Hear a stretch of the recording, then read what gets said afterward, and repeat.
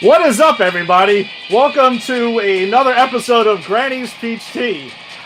This is episode 10, so we're into double digits. Yay us. And we got a huge episode for you guys today, man. We've been waiting for this one for such a long time.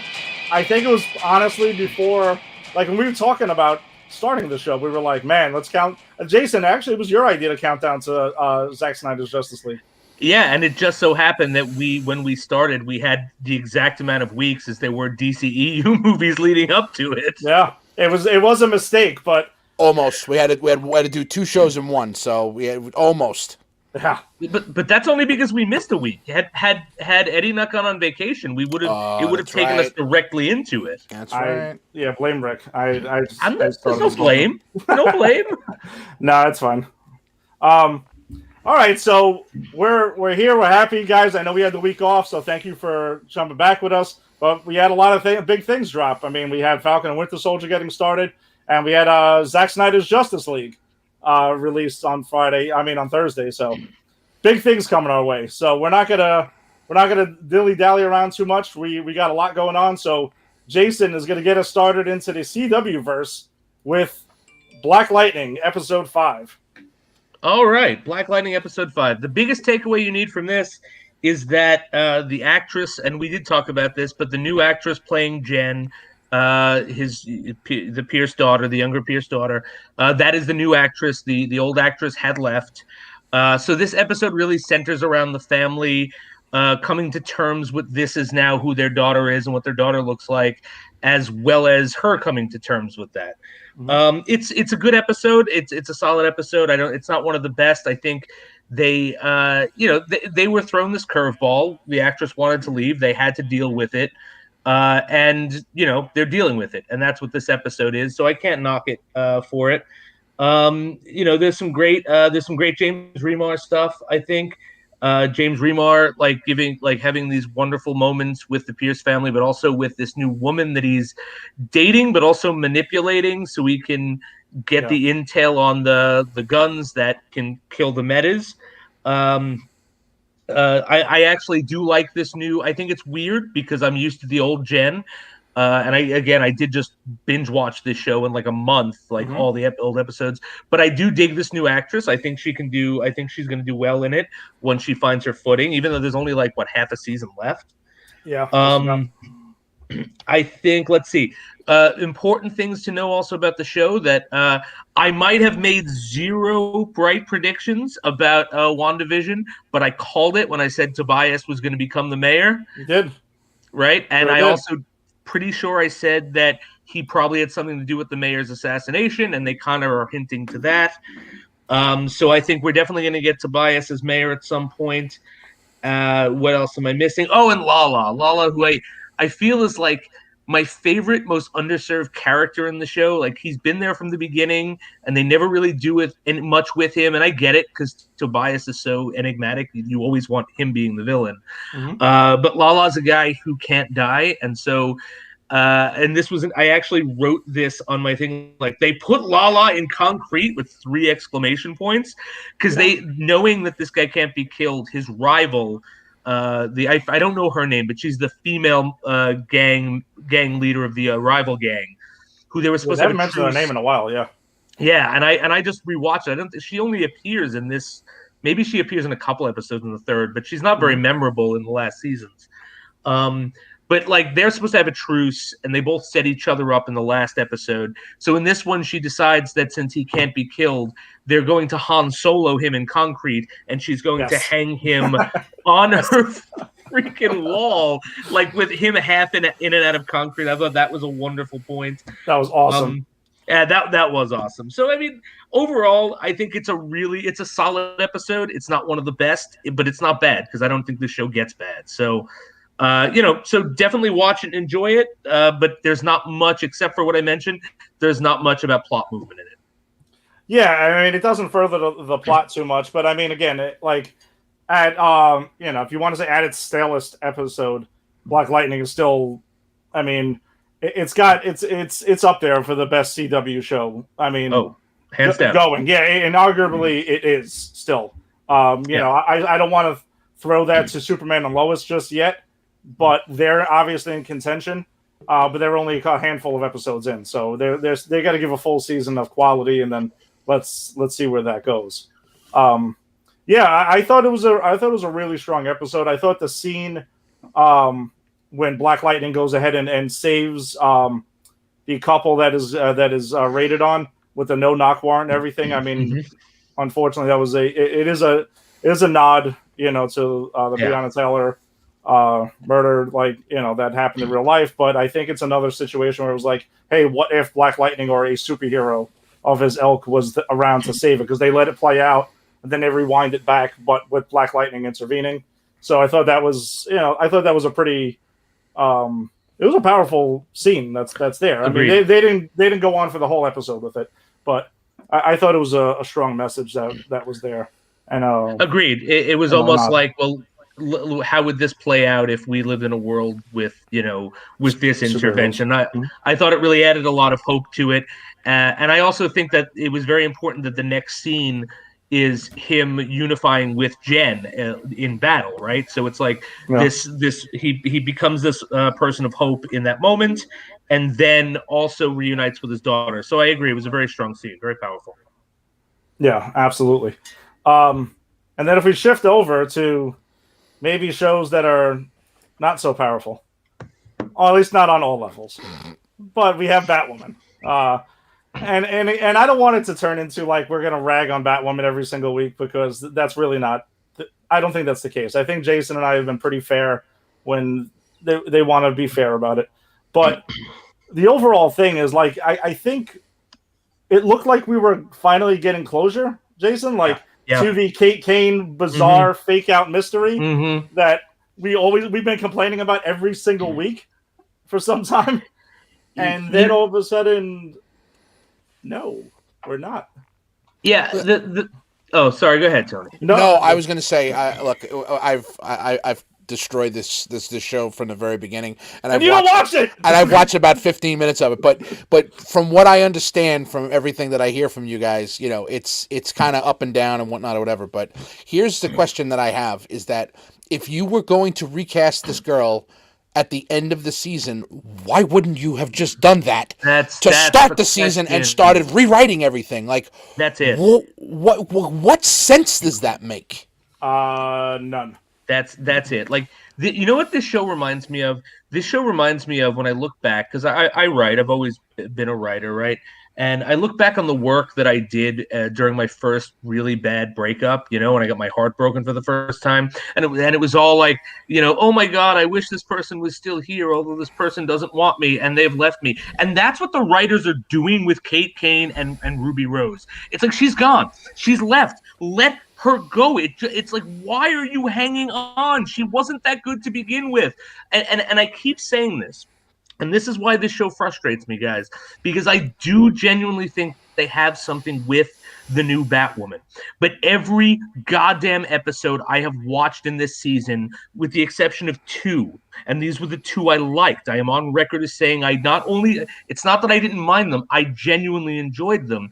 Only those 2 episodes were actually about the titular Batwoman, and every other episode is about fucking dead Kate Kane.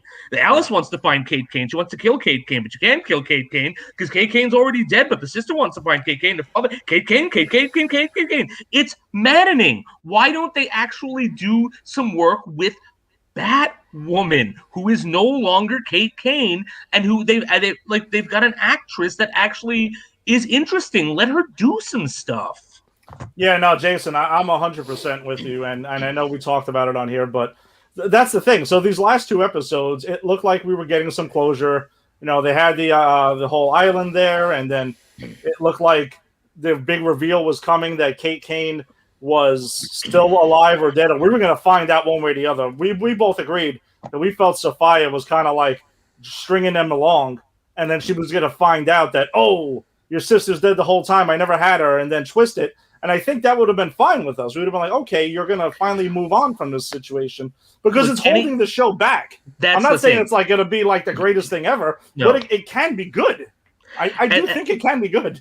I agree with you, which is if I didn't think it could be good, I would just watch it for like to be as trash, which I do watch stuff. But I can't watch something as trash if I think there's something there. And I think there is something here. And I agree with you. Like honestly, had the news not broken about them replacing the actress or just recasting the actress, I would have liked this episode because I would have been like, okay, you told me Kate Kane's DNA has been found and body parts have surfaced. You've shown me part of her bloated, desiccated corpse at the bottom of the ocean. Okay, great, we can move on. It doesn't matter what that episode did. We can now move on. But seeing that and then hearing that, no, she still might be coming back. It's like, what the hell are we doing here? Yeah, so the last scene of the last episode was, it's kind of like their version of a post-credit scene that CW does. They like show the title at the end, and all of a sudden they show one more scene, like Flash does it all the time. They show it's like a barbershop or something like that, and it scrolls down, and it looks like in a sewer or a basement or something. And then they show like a deformed body, like wrapped up with like its face covered, and the chain around that her and Kate and Alice both have, and it's wearing it. So you're like, what the hell did I just see? And then all of a sudden I jump on Facebook like 5 minutes later, and bam, news instantly. It was definitely timed like that. They probably were like, hey, drop this news the second it ends, because I watched it when it actually aired. Oh, and okay. No, I did. So I was like, wait, what the hell? And I turned to Angie. I'm like, they recasted Kate Kane? I thought it was over. Like, I thought that was it. But I will say, though, I am interested to find out what the hell you're going to do now, because you're not going to ditch Ryan Wilder. She's here. She's Batwoman. So now if Kate is in town, and by the way, lame excuse, and I'm curious to see how lame they go with it. They're like, oh, they're going to say like a reconfigured Kate Kane. That's why her face is wrapped up. Exactly. Well, by the way, whatever happened with just recasting people and say, hey, listen, you don't need an explanation of why they look different. Maybe you make a little Easter egg joke about it and move on, and that's it. Like, you don't need all these wacky explanations. You don't.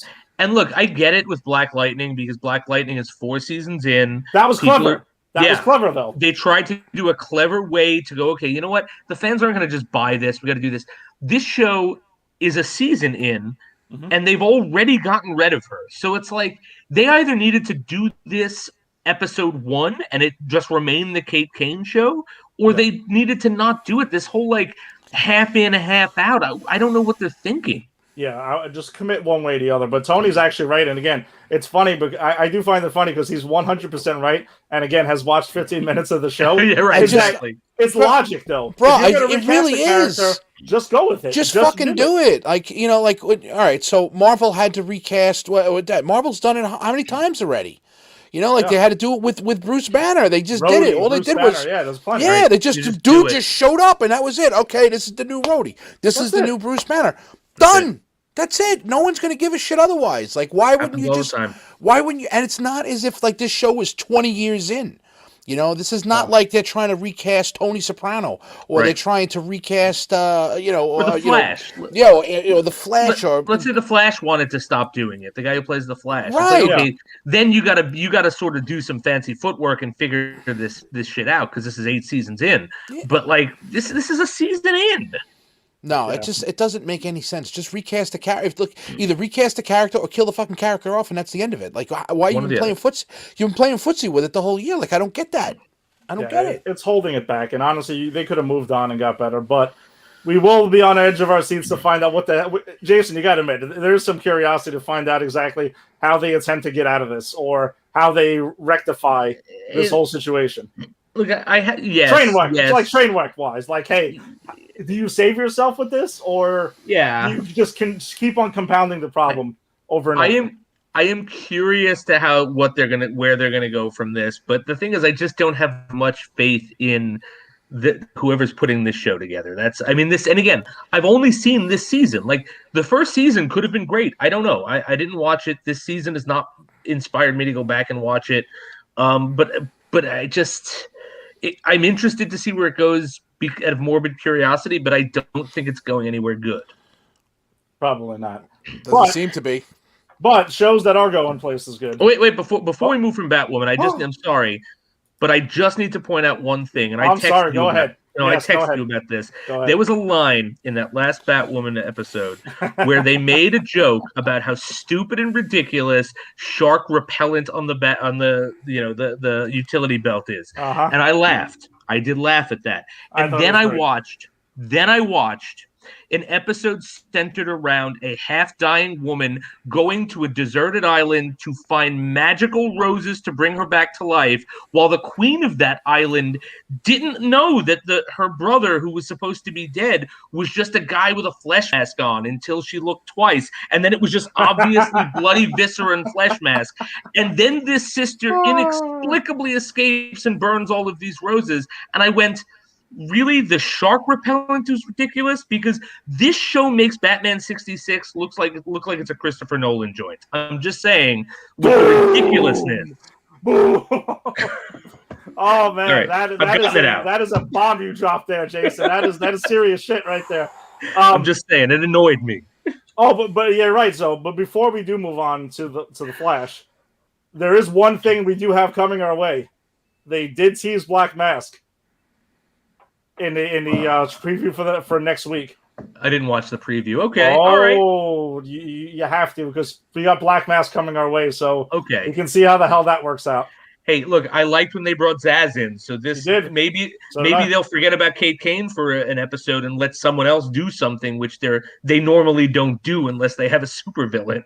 This is very true. But so we got Flash season 7, episodes 3 and 4.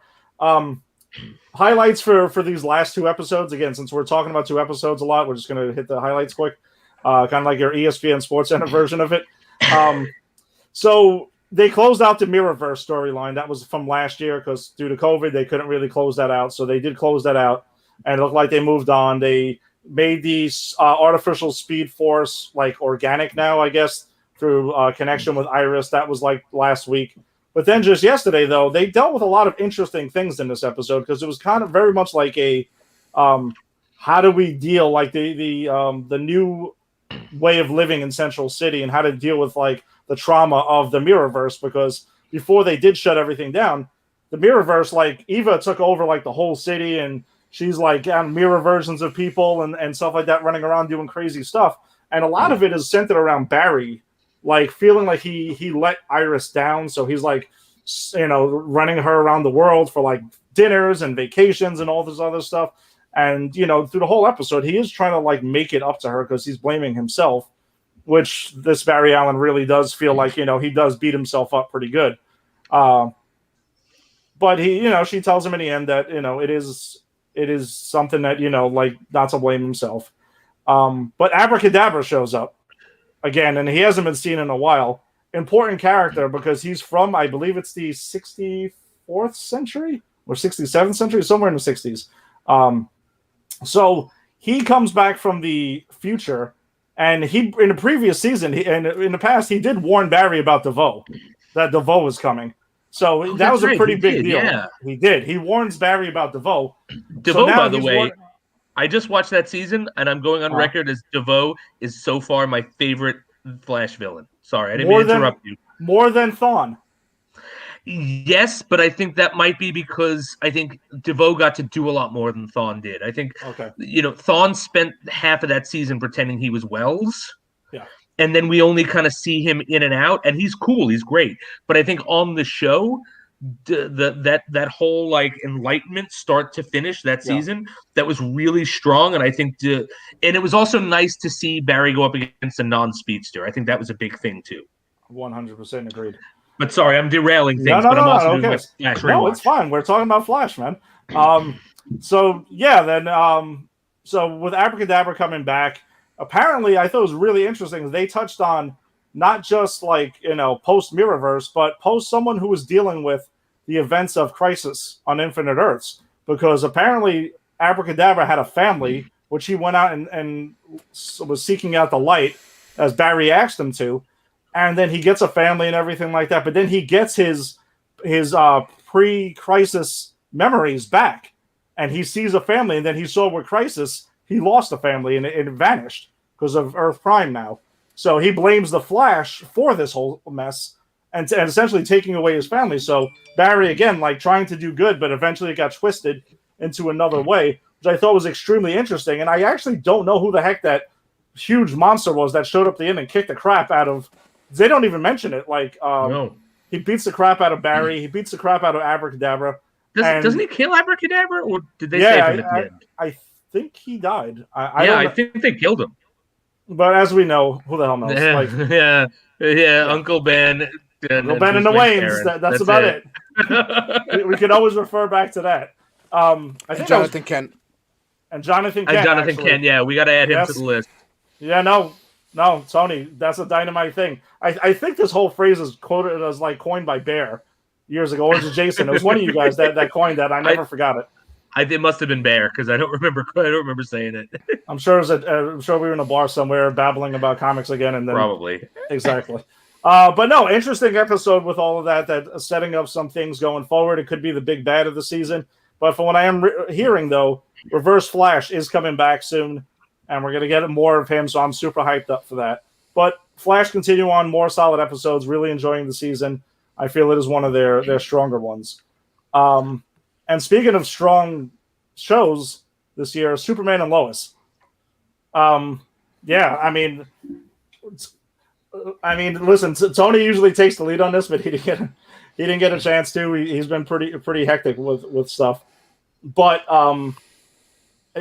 Tony, are you going to miss it? They're on hiatus after this. Like, bro, I don't know what I'm going to do, bro. I mean, this is like my, thank God Falcon and Winter Soldier started. So I have, it's the problem is that I'm so far behind in Flash and I cannot stomach Batwoman.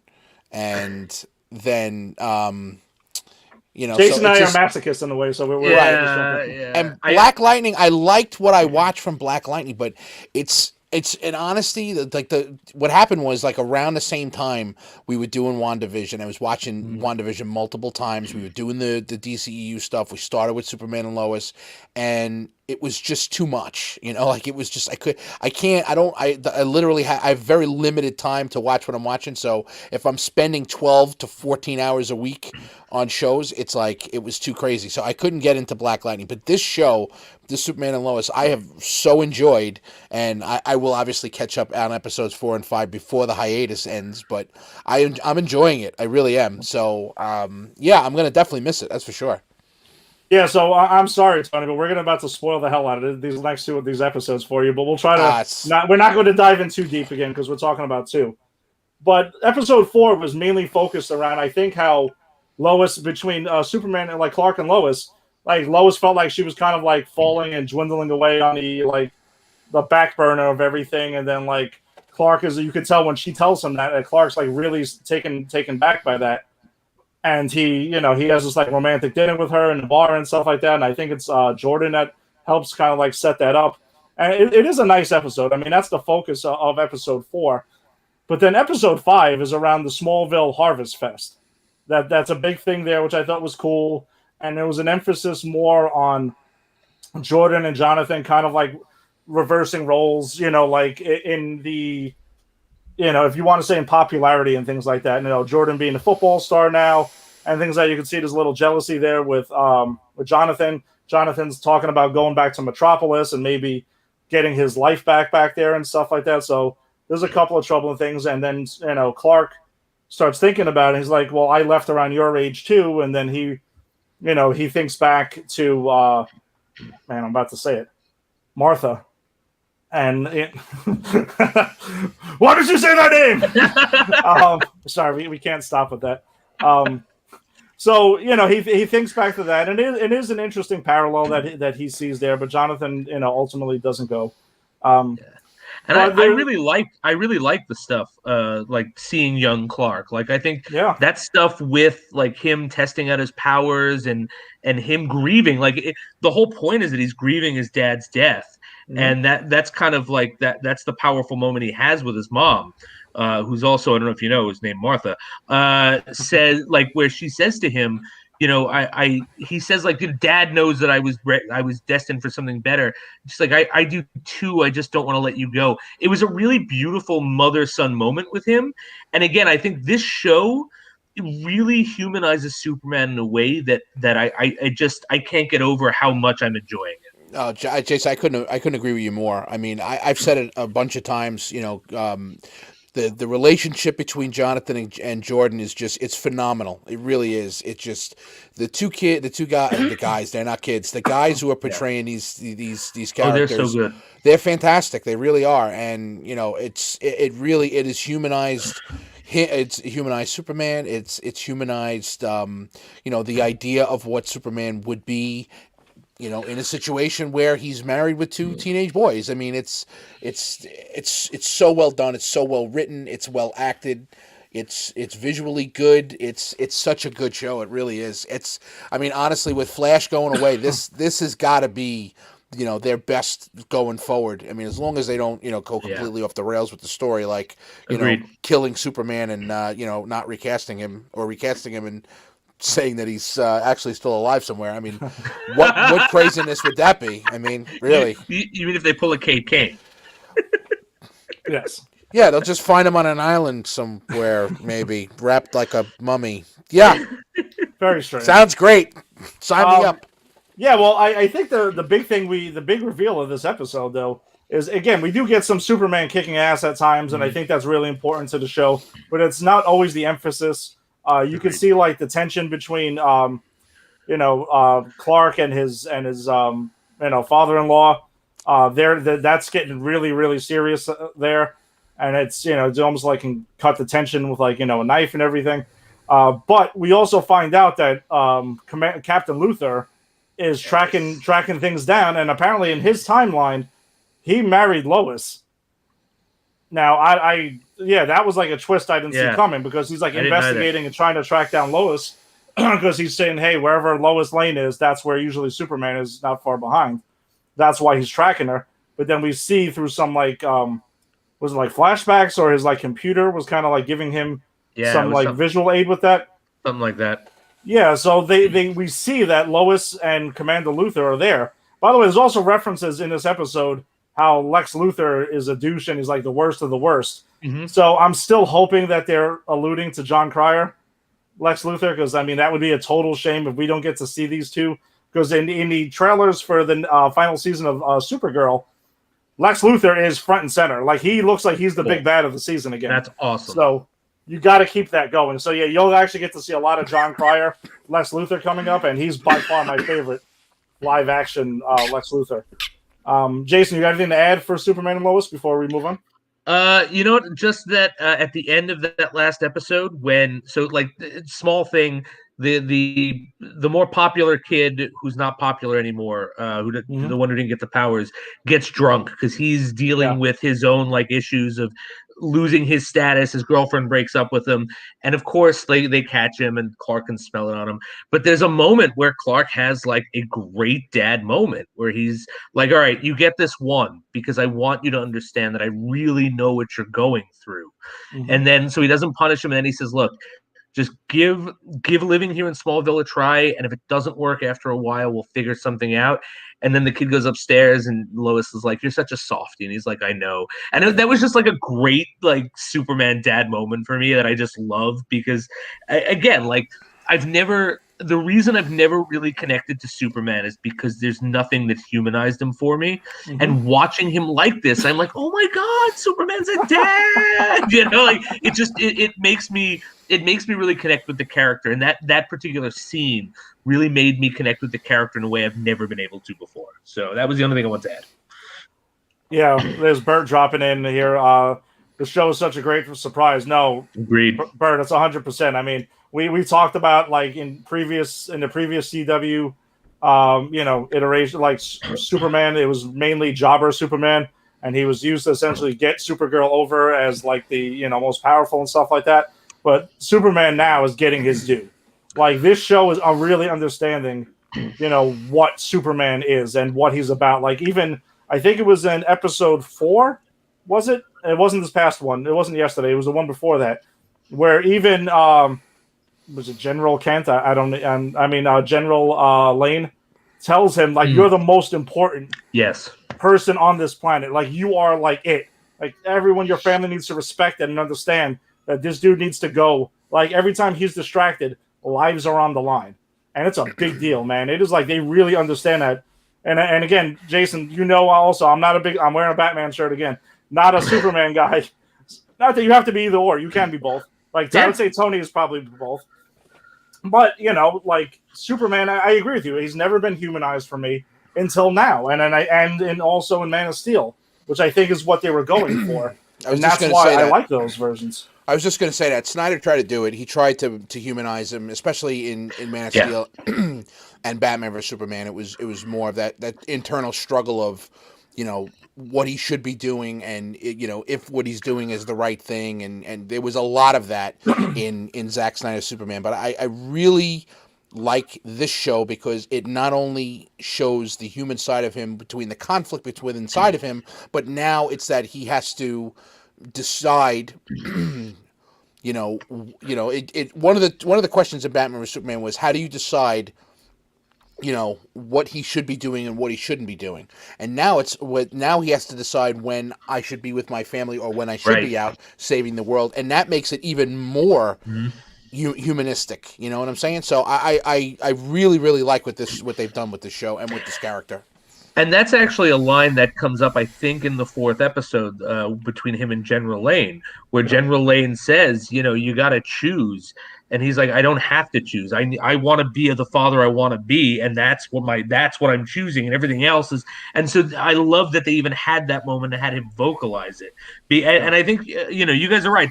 Snyder tried to do a different humanization of him, but this is something different. This is something that I've never seen tried. I'm sure it happened in the comic book, but I don't read a lot of Superman. I'm going to tell you the truth. I don't even think so. I think really? This is not the first time ever. No, not like this. I mean, this is him. Take. Right, and this is him as this is Dad Superman. It's middle-aged. I have teenage boys. I have responsibilities other than saving the world. I need to dedicate time, to making sure that my boys are on the right path, that I'm doing the right thing as a father. So, adding that family dynamic, this is like completely different waters than it's ever been tackled before. And I think that, it's only 5. I've only seen 3 episodes, but it's only 5 episodes in, and they're doing it brilliantly. Yeah, and then a lot of times I think the key to making, I think a lot of studios have a tough time making always necessarily the best Incredible Hulk movie or the best Superman movie, because these characters are so overpowered. It's like bananas in a way, and they need to have a real threat. And you can't just have the bad version clone of that character constantly fighting them. It gets really dull. But it almost like they cracked the code to make a Superman story. I mean, this is 75% right now, right? Would you guys agree? 75% hit Dad Superman, and then that 25% is Superman being Superman. But I do think that though, over the course of the season, I have a feeling that's going to balance out. Yeah, it's going to flip around. Probably going to flip at a point. Yeah, and that'll be great. I think if that's the roadmap they're following, man, awesome. And the Superman being Superman scenes have been phenomenal. I mean, they really have been. They've been so good. He's a great Superman. He really is, and growing up on Christopher Reeve, and then my undying love for Henry Cavill. So I mean, those guys have been great Supermen, however you would even say that, but plural of that. But this guy here, he is really good. Now, look, if there was a whole 2-hour or 1-hour show dedicated to just Superman stuff, could he pull it off? We don't know. We haven't seen that yet. But the balance between the two, it's been really great. And the stuff that they've done Superman wise,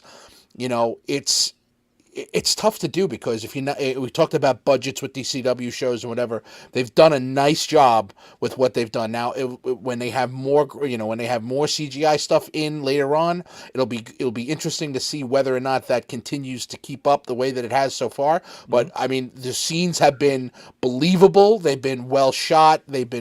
I've enjoyed every aspect of this show. Yeah, no, me too, man. I can't wait. I mean, we're going to have to wait. We don't have a choice until I think it's May 18th or something like that. Ugh. So we're going to be waiting around a while. But we'll have Supergirl to fill the void and jump in. She's taking down, super powered Lex Luthor, apparently, by what the trailers are saying. So that should be pretty cool. Again, I love John Cryer as Lex Luthor. He looks so good in that role too. I mean, that's a show again that I haven't watched, and I know I'm on a comic book show and I'm not watching any of this shit. But I mean, he looks great, and the trailer that the coming attraction I saw, he looks awesome. So I've heard nothing but good things about him in that show. I would suggest just jump in and get your super fix. Get your super fix, for there. It's good. Trust me, you'll like it. Supergirl is going to be the next one I do after Flash, because I did actually do a season 1 of Supergirl, and I did like it. But again, I just fell off of the CW shows. So I think Supergirl is going to be the only other CW show I go back. I think because I know we're going to cover what's the show with the team? I always forget it. Legends of Tomorrow, Jason. Yeah, that's the show you're going to love. But I absolutely know you're going to love it. You think so? All right. Because I've seen an episode and I enjoyed it, but I don't know, like, how far can you take that concept? But if you're telling me I'm going to love it, I will give it a shot. I pegged you right for Black Lightning, and I'm telling you right now, Jason, you're going to like Legends, and the first season is its worst. Actually, it is. And I'm through that. So yeah, so it gets so much better after that because it's an insane show and it's an insane concept. And they were like, screw it, we're just going to embrace the bonkers insanity of it, and they have fun. Not like in a bad way. They just decide to have fun, and they poke jokes at themselves and things like that. Like, it's extremely self-aware. So even Bert's hyped up for Legends of Tomorrow. Yeah, me and Bert talked about it offline. It's pretty awesome. All right, but if you vouch for it, Eddie, then I have to give it a shot. So I'll do Supergirl, then I'll do Legends. Exactly. Trust me, I can't. I'm actually excited to see you watch Legends and hear more about it. But we have a new MCU show. We have the Falcon and the Winter Soldier, my most anticipated show when these shows were announced. I was super hyped up for it. It was originally supposed to be the first one to drop, but we got WandaVision, and no complaints because that show was better than I even thought it was going to be. And we've professed our love, and we've had the White Vision band formed by Tim, and we've had a lot of fun with it. But it is time to move on because, like, I think I saw a meme somewhere. It was like, Doctor Strange saying we are in the end game now. It's like we're in the Falcon and Winter Soldier era now. So it is time that we move on. I thought a really strong premiere episode, a very much of a setup episode. I thought, but not in a bad way. You got to set things up, and we got a lot of time to spend with these characters that we've never got into. Like, we didn't know a lot about Falcon until right now. We learned more in this one episode than we did in his entire time previously in the MCU. Mm-hmm. And also with Bucky. Bucky's thing, I think, is interesting because when you take a look back on it, I know they kind of spell it out for you in this episode, that he's been moved from war to war. He says it to his therapist in the one scene. I've been going from war to war for 90 years, and he's never really had time to sit back and be like, dude, like, what the hell just happened? I've been doing crazy shit for that long. I need to process. I am 7 years old or something like that? 106. Yeah, so that's something we never would have got if this was a movie either. The fact that we're getting to spend like almost 6 hours with these characters, we're getting to do things that we never would have gotten to do, previously. Right. Tony, what were your overall thoughts of Falcon and Winter Soldier? I thought it was it's the epitome of a setup episode. So it gives you where they are now, what they're doing. It gives you that great scene with Falcon, trying to, intercept that kidnapping. I don't know. I forget who the character was, but I mean, what a great scene. And, like, you watch that and you're like, this is a Marvel movie. This is not a Disney Plus show. It was so well shot. There's CGI everywhere. He's flying around. He's, shooting helicopters down. It was great scene. Give you a little backstory into, he gives the shield up, which is, I'm saying to himself, I'm like, what the fuck are you doing, Sam? Like, the dude gave you. Now, this is one question that I had, and I was wondering, I wanted to save this because I wanted to ask you two what you think. Mm-hmm. It very much seems to me that Steve is gone. Does it seem that way to you? That now Steve is like gone? Oh, yeah. So hold on. You think he's dead? Yes. Well, no, oh wow. I think they think he's dead. I think like the Avengers know he's alive, that he's old man like Steve Rogers, and they kind of just told the world that he's dead because remember, he did show up in let's say timeline-wise though, in Far From Home, he shows up in that memoriam thing. They do show Steve Rogers on there, but I think to the world they told him that he was dead. So I think if you're in the know, you know. I know what you're saying though, Tony. I agree. The way they talk about him as if he is dead, but I think they're meaning more of like he's no longer in active duty, and they kind of just want to let him be in peace. Yeah, but this is the thing about that, and I thought about that too. But this is the thing about that is that when Sam is trying to figure out what to do, okay, when he's trying to figure out whether that shield is his or not, he's thinking back to the conversation he had with Steve. If Steve was still alive, Sam could just very well just fly over to his house and say, Steve, I need some advice here. What should I be doing? Like, that, to me, seems that, would make more sense. But it just seemed like when he was making that speech and the way he turned around and he looked at that image of Steve on the wall, I got the vibe that Steve is gone. So, I mean, that's why I wanted to ask what your thoughts were on that. You might be right. I mean, you could be 100%. I know it's not. I agree that it's not 100% clear what that is. I'm just saying my personal guess is that they kind of just told the world that he died, and they do mention that where him and Torres are having that conversation after the mission, and like Torres is jokingly asking him, some people think you flew him up to the moon or something like that, or some crazy stuff. Right.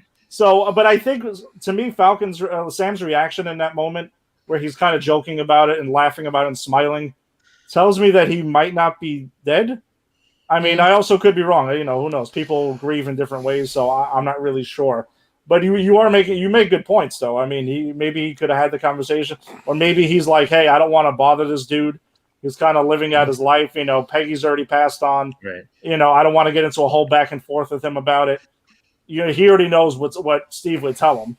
It could be, but if they're of the mindset that this Steve is gone now, I mean, after Endgame, what I mean is that if they're thinking that he's never going to come back to play Captain America again, right? It would make sense to have him just passed away, and then that's it. That would complete the character arc. He went back, he lived his life to that point, he hands the shield over to Sam, and sometime between the end of Endgame and 6 months later when Falcon Winter Soldier starts is when he finally passed away. I mean, that's just what it seems like to me. So I just wanted to get your thoughts on that, but I'm sure that they left it up in the air like that, and I think their point is to say, yes, this character is, for all intents and purposes, dead. He's never coming back to take the mantle. Right. And I think, so I think and I think we all get that feeling. And I think the fact that they're not answering it is sort of leaving it up to our interpretation. So I think, and I think your interpretation's fair. I think that sounds legit. Although it makes me wish that there was like a cutscene in Endgame where Steve Rogers just goes to Falcon like, and don't ever come to visit me because I'm fucking retired.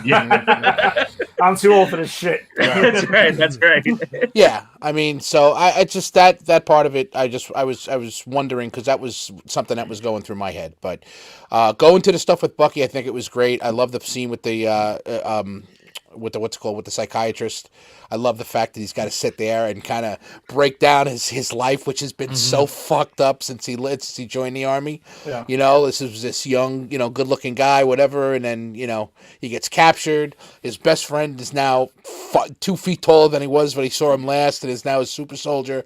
And he gets thrown from the train. He gets picked up by Hydra. All of this crazy stuff that's happened to this guy, and now he's got both his limbs. He's got what's it called? He's got a fresh mind. He doesn't have to worry about being brainwashed anymore, which apparently Shuri has completely freed him from that. He's been pardoned from all of the shit that he's done throughout his career, right? And long as he goes to therapy and makes amends. Yeah. Right, and makes amends, which I think is absolutely hilarious how that was done.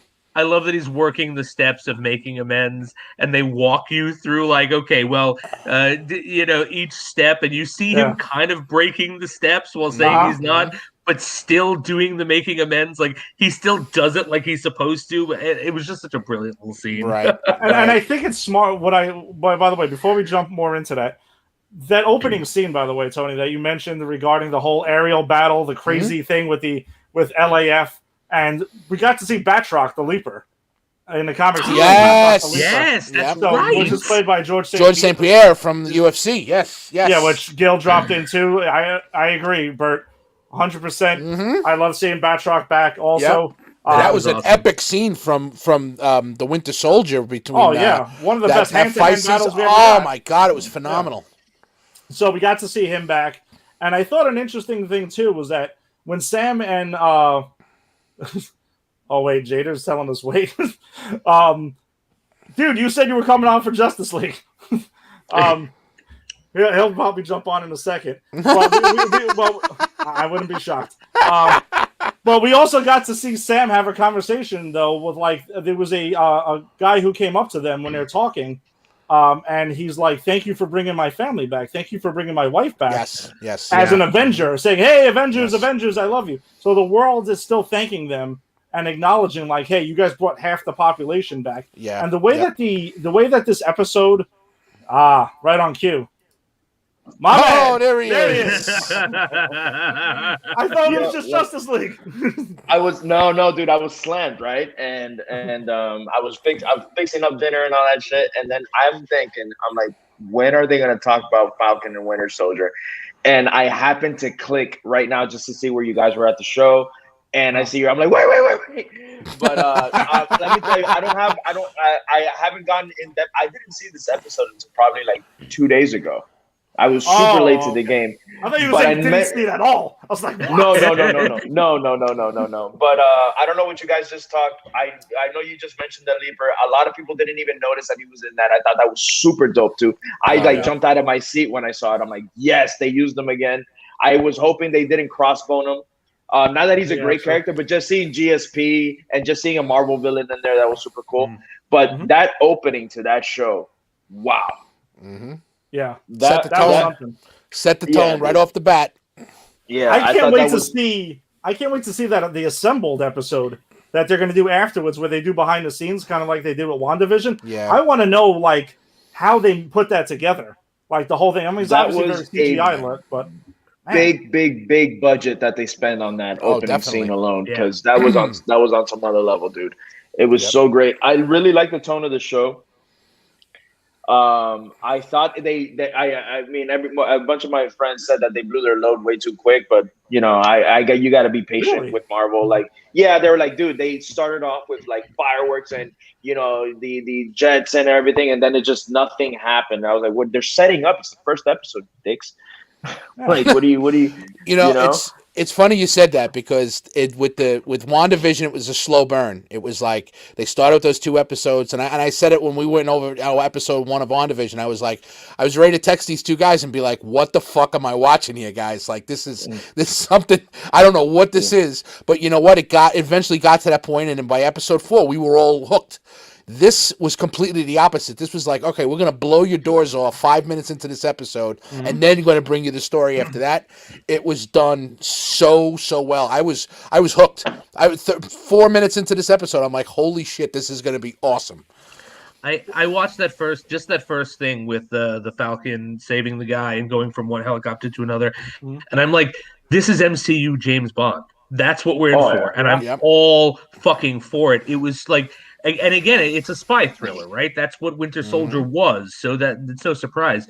But it's done so well that the MCU has this wonderful ability to just sort of adapt to any genre and sort of do that genre well in the comic book genre. And I love spy genre, and that's what this is. So like, I was so into it from like the first 5 minutes. That's why we love it so much. The MCU just does that. They give you fresh takes, different genres within the comic book movie genre, and it seems to be flawlessly done every single time. It's not like the same cookie cutter, story that we're getting over and over again. But what we were talking about, Jada, though, before you jumped in, was that the thing that we got to do with this episode, though, was, and you could say some could look at it as slowing down or not, but we got to, like, Bucky is dealing with like a trauma of stuff that he's never ever had a chance to deal with, because as he says, he's going from one war to another for 90 years. That's a lot of shit. I love that. I thought that line was so dope. I thought it was so great the way. I mean, again, going back to everybody bitching about this episode, saying like, "Oh, it was great, but it just slowed down." I'm like, "There's no pleasing you people." Like, first, exactly what you just said. WandaVision was too slow, and then it picked up, and everybody got hooked. This, it was lights out in the very, very beginning, and then it slows down to set up, obviously, a story. You're gonna see them struggle. We didn't even see them together yet. No, not for 1 second. No. All we know is Sam was trying to text him, and and Bucky's ignoring the calls, and then Bucky apparently has 10 people in his phone. And part of my favorite parts of this episode were the slowed down stuff. Because I like that stuff. I like to see what it's like in the real life of these characters. And these are two characters that I don't normally care about in the movies because, they're there, but they're not Captain America and Tony Stark, right? But to actually get them to see their own lives, to see Sam dealing with trying to get his family business back afloat, which is crazy. You just mentioned Tony Stark, and it's like, that Sam wouldn't have that issue if Tony was alive. Mm-hmm. Right. Yeah. Exactly. He would have been like, he would have been like, "Hey, whatever you need." They kind of even hint at that, right? Like, well, did Tony Stark pay you? Well, we didn't get paid, and I thought that was a really cool thing. And I love Bucky's trauma, like him, when he has that dream, and I watched that dream, and I was like, all right, because I didn't know where we were in the timeline. It's the first time we see Bucky, and I'm like, is he on a mission now? And then when he wakes up, I'm like, oh no, he's having flashbacks. He's having flashbacks of the stuff he's done. And then you see him in the therapy sessions. So I really enjoyed that slowed down part of it to set up these characters. And that's what I'm excited going forward, is to see more character stuff between these guys. And I also liked the fact that they're delving deeper into what happened post-blip now. All these people are back. Mm-hmm. They're talking about how finances have been changed, how, they got into, looking for the loan, and they're talking about, again, like you said, someone just comes up to them, "Thank you so much, you brought back this and that," or whatever. So you're starting to see a little bit more. Like, I know they touched on a little bit in Far From Home when, it was kind of funny where people started showing up again or whatever. But this is where you're actually starting to see the realization of what actually happened post-blip to people and the world itself, which we know is an absolute mess before they snapped everybody back.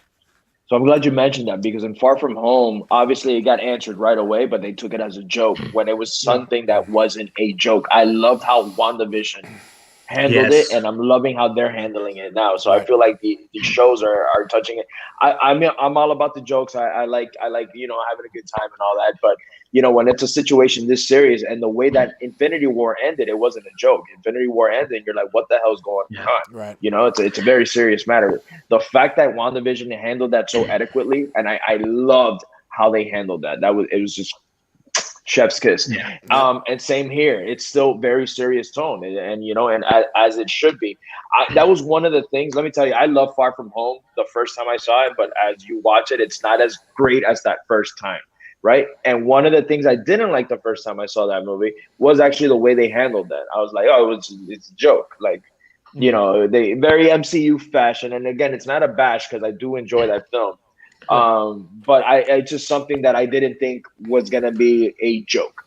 And we keep saying that word over and over again. I think the way they did it was, and I understand, and I feel the same way, because I wanted more of what happened, and I wanted a little bit more in the backstory. But the way they portrayed it would be a way that a teenager would view something like that. It's like, okay, all my friends disappeared for 5 years, and now they're all back. So it was very simplistic, and it's a way that a teenager actually would view something like that happening. Whereas now you're getting into WandaVision, which is dealing into the grief and the loss of somebody that was killed beforehand, or so on and so forth, and then Falcon and Winter Soldier about what's happening, with the Avengers, or how that's going to transform as time goes on with him having a shield now. So I think that they kept it through in Far From Home, they kept it through the prism of what it would be like if you were a teenager, and now it's, they're getting a little bit delving a little bit deeper into the story and exactly what's happening with it.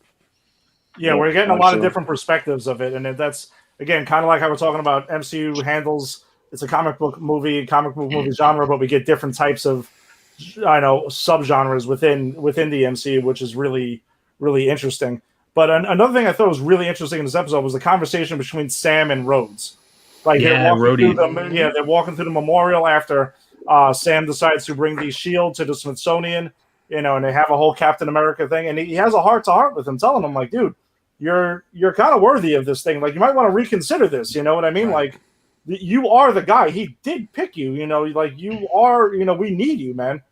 And they had the call back to Endgame where when he gives him the shield the first time, and he goes, "How does it feel?" And he goes, "It feels like someone else's." Yes. And he goes, "It isn't." And that's how the episode starts, which I thought was really dope. Did you notice? It's just a little tiny thing, but when Sam's looking and he kind of looks up at Captain America, and it's like a big like picture. It's on the left, dude. Left. Yep. Great touch, dude. Yeah. Great touch. I thought that was great. What we come to expect from Marvel, it's the little things. It's those little details. And we geek out, and we all geek out. Yeah. The dumbest shit. We love it. Like, oh Absolutely. But there's no question. Like you just look at that and you be like, that's why he's standing right there. It's so perfect. It's so well done. And it was the same thing when he was in the hospital room at the end of Winter Soldier on the left. It was always the thing, and he said to him, "On your left." It was perfect. It was just they always hit the right notes when it comes to that stuff. Yeah. So Tony was talking about how the Bucky making amends is played for laughs, and in this scene when he's talking to his therapist. But then we find that it becomes extremely serious when it turns out that his friend that he has in Brooklyn, he's on his list and trying to make amends with him because he did murder his son in that nightmare scene that we see. We find out eventually that is the guy's son that he's made friends with, and he's trying to make amends there. And then towards the end of the episode, he sees kind of like this memorial that the guy has in his apartment, and he like breaks down immediately. That's like some powerful stuff, man. Yeah. No, it was actually when he had said that one of his favorite scenes were the most serious scenes. That was probably my favorite and the most heartbreaking, because this guy didn't mean to do it. They were controlling him. Yeah. And then I don't know. Now, one thing that I don't know if they explained or not, or maybe I missed it. I saw this episode once, and I kind of saw it in the middle of me being really upset at something. I don't know if they explained that he befriended this guy on purpose because he has to make amends, or it was a random thing that he just bumped into him and he happens to know. And then the conversation happens where that's why he goes to knock on the door to make sure that, hey, I'm the one that killed your son. Like, I don't know if he met him prior to make the amends, or by him telling the story, he's like, oh my God, can it be this kid? And he knocks on the door and he sees the memorial. So I don't know what angle it was. I don't know if they explained that in the episode, or if my mind what do you guys think about that? I actually took it as he had no idea. I think that he realized it after the fact. I think I actually thought when I saw the original scene, right, when they met and the guy was going to take out the guy for throwing the garbage in his pail. Like, I actually thought, like, hey, maybe these guys were friends, 60, 70 years ago, and now he's just, like he's going to see him now or whatever. That's why they're friends. But that was originally what I had just thought at the time. But I think that because the reaction that he has when they're sitting there playing that game in the restaurant and he just leaves abruptly, I think at that point he puts two and two together. I think that light bulb turned on. See, that's what I thought too, but I didn't know if they had explained it earlier. My girlfriend realized that shit the second the old man said, my son was killed, and I don't know why. My girlfriend's like, oh, Bucky killed him. I was like, no way. And then I was like, wait, maybe? You think so? And she goes, absolutely, Bucky killed him. And she got that shit like off rip. And I was like, Jesus Christ. And she goes, I was right. I was like, yeah, you were, dude. I'm like, shit. So upon my second watch, I actually think it was intentional. The first time around, I agree with you guys. The second time, I think it was intentional because the guy's last name is on his list. It's on his list. That's what I thought. Yeah, so I kind of think he was, and maybe he just got friendly with the guy. They are around the same age, if you want to say, because he looks like an older guy, and then Bucky reveals he's 106. So I kind of think he did befriend the guy that he was trying to make amends with. That was my interpretation of it the second time around. I also could be completely wrong. What I thought was really fascinating, though, on his list is Zemo. Helmet Zemo is on his list of I didn't see that. I didn't catch that either. Yes, Helmet Zemo's on his list to make amends with. So that's going to be really interesting if that's how he gets pulled into this whole thing. Or is he the guy who's behind the Flag Smashers, which we also find is a group of people that are robbing a bank, and they want to put things back to the way it was during the blip when like there were no nations divided. It was all global. One thing. It was all global. Like their idea is to put shit back. So there's a bank robbery that's there, and Torres is there to pretty much part of it looks like a flash mob or something like that. Where they're kind of meant as a distraction, but he gets the shit kicked out of him. by some part of the people in the Flag Smashers that look superpowered. So that's another thing. Are they trying to replicate the super soldier serum again, or something like that? In the Marvel comics, they're always trying to do that shit. So like that never ends. So maybe they did succeed, maybe they didn't. But if we keep going, we look at Sam Wilson's journey in this episode. We see he has a family. He has his sister. They have a business that's his nephews. He has a business that's looks like they want to sell it. He tries to go get a bank loan, and like we referenced earlier about Tony not paying the Avengers, he gets denied the bank loan essentially because it's like, yo, you haven't had income for 5 years because you've been blipped. Yeah. Another thing that is, they again referencing the blip and how they handle that. For me, when I heard that, my first reactions, I thought back to Anchorman. When Ron Burgundy's like the Human Torch was denied a bank loan. I was like, the Falcon was denied. I just like laughed to myself like an ass. But I thought that was pretty funny. Well, it also, to me, it also is because remember Sam before Infinity War, Sam was a fugitive of the a fugitive because he was working with Captain America. So right, so like you look at a guy like Hawkeye who had a house, a farm, all this other stuff. He was being paid by Shield, so he was getting paid by the government no matter what. So yes, he had that, but Sam's work when he said it was like there was a lot of how did he put it? Not that it was a lot of pro bono. It was like a lot of volunteer. He said a lot of volunteer, right, and everything like that because he was working with Steve for for the time beforehand. So yeah, he had no income because he didn't need any. Yeah, no, absolutely. So right after, the ultimate kick in the balls though at the end of the episode for Sam is the fact that. Right after he finds out about he finds out more about the Flag Smashers and he talks to Torres and stuff, and he sees that they're superpowered. He's gonna you can tell he wants to look into it, but don't tell anyone. But then he finds out that the government announces that they have a new Captain America, who if you're familiar with the comics, it's John Walker. John Walker. Yeah, I didn't know who it was because I wanted to see who was playing him, and then I saw John Walker's name. I was like, oh shit, they're going this route. I'm like, this is gonna be dope. This is gonna be awesome, man.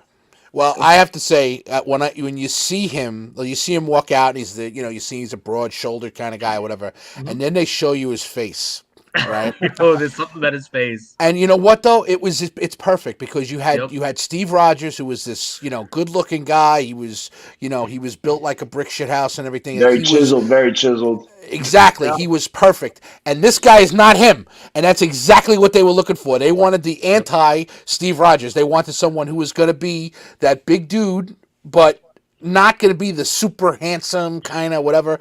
The only thing I wish is they would have got him a fucking helmet that fit his head because that thing looked like it was 3 sizes too big, bro. Yeah. It looked like if he ran, it would have fell right off his head. Have you seen those the memes going around that they have his face? Wyatt Russell's face, and then they have Carl Fredricksen from Up, side by side. Oh my god, beautiful, bro. Well, if they were looking to make it look like they were two completely Captain America was this guy, and this guy's not really Captain America, but he's our version. It was done perfectly because that's the. I think everybody had the same thought when they saw his face. They were like, "Ooh, like that's not Steve." I think the MCU wanted to cast someone that we would not like just from first sight, and they cast the perfect person. They did it because I watched it, and there's another meme going around. I don't know if you guys had seen it, but it's like Loki, villain with hundreds of screen time, hours of screen time, does nefarious things. Everyone likes him. This no guy, haters. No haters. New Captain America winks and smiles while holding Cap's shield. Everyone hates him. Yep. But it's true. On screen for 5 seconds. 5 seconds. He was so dislikable. Yeah. But the whole time, I was looking. I was like, it's obviously not going to be Steve Rogers. What the hell's going on? And I'm like, but then I quickly I was like, is this what he signed up for? That everybody was saying, is this his surprise cameo? I'm like, no, it can't be. They're not going to do it. I'm like, they're not going to do this so soon. And then when I see him, I was just like in disgust, dude. I was like, who is this guy, man?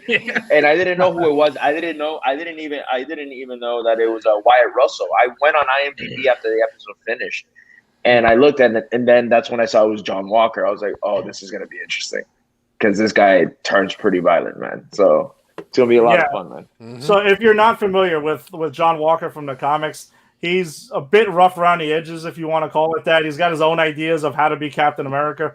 If you want to say he's kind of like Homelander, for not with the powers, obviously. If you want to think of more someone who's like Homelander, if you're familiar with The Boys. He's like a PG-13 Homelander. Not exactly. As no. Yeah, not as extreme as Homelander. But he's got his own ideas. In the comics, he debuted as a character named Super Patriot, who went ahead and was like battling Cap. Cap kicked his ass a bunch of times, and then he ended up becoming a U.S. agent.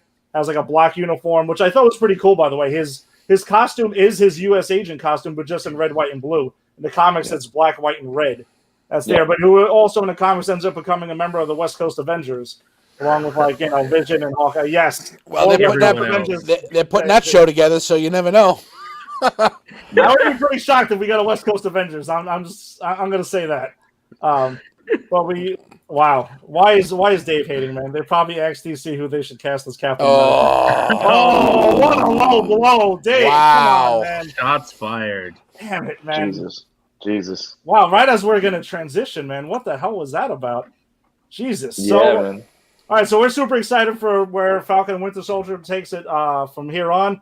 We'll see it in about 2 days, but we got a big drop this week on HBO. Massive drop in so many ways. You can cut this thing, man. Zack Snyder's Justice League. On our last episode, we talked about Justice League, and it was a random Friday night. We talked about this, and it was very strange. It seemed like we were all kind of drunk, and we weren't. Not all of us. Well, I was. Yeah, exactly. And it's something universally like that we couldn't stand. But we got Zack Snyder's Justice League after the release the Snyder Cut. Movement went on for years, and WB got new management, gave in, was like, hey, here's your $70 million, finish your damn movie. Let's give the fans what they want. Let's go around, because we haven't all had that much of a talk about it. Give your overall thoughts before we jump into our strengths and weaknesses and our inevitable comparisons between the two, because it's hard to talk about this movie with fans like us without comparing the two. So, like, Jason, we have to compare the two. We have to. It's hard to get around it. Yeah. So, Jason, what are your overall thoughts of Zack Snyder's Justice League? So overall, I really enjoyed it, and I didn't know if I was going to, because I'm the outlier on this show. I'm the one who doesn't really buy into Zack Snyder's vision of these characters, but I really did enjoy this movie. I really thought it was like head and shoulders like above like the theatrical release. It like there were so many. I remember the conversation we had. And there were so many problems that I had with that movie that in watching this, I went, oh, it fixed that problem. Oh, that makes more sense now. Like, I really do think this was overall a very good movie, very enjoyable experience watching it, even though it was 4 hours. And I don't like watching long movies all in one clip. So that's my personal bias. But even having said, that I watched 4 hours in one clip, I really did enjoy this. I think it strengthened all of the heroes in this movie and their roles in it. I think it strengthened the villain a lot. I think the plot made a lot more sense. So yeah, overall, my take is I really enjoyed the movie. Nice. Tony, what do you got? Like, what's your broad thoughts on Zack Snyder's Justice League? I fucking loved it, bro.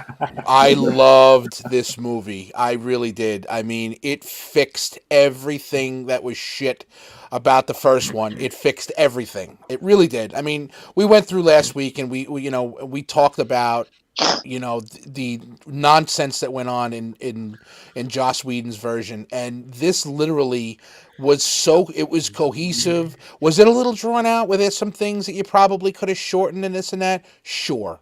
But honestly, I didn't mind it.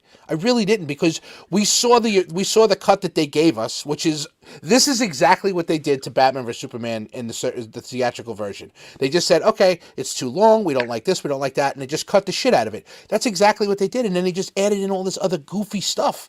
If you look at those scenes now, that scene where the initial fight scene with Steppenwolf, when they're underneath Gotham Harbor there, that's a great scene. There was so many awkward things about it. The thing where Flash just pushes people and runs away and things like that. This gave characters the actual depth that they deserved. They rectified the nonsense that they did with Batman. They rectified the nonsense they did with Cyborg. Flash was goofy and awkward in the times that he had to be, and was right spot on when he needed to be. It was just it was done so well. It was visually done beautifully. I love the way Darkseid looked. I love the way Steppenwolf looked. The action sequences were 10 times better than they were in the original movie. I really, really enjoyed just about every aspect of this cut, as opposed to what was put out before.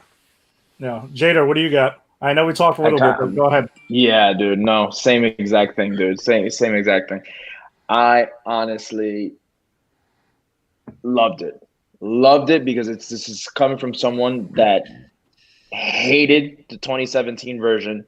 I saw that movie one time in the theater. Wow. And then I got word that I was going to see it a little bit early, that I got to see the Snyder Cut a couple days early. And I was like, I got to rewatch it. I got to rewatch the Justice League. I own it for the sake of me being the comic book fan that I am. I opened it I think I saw it a week ago Monday.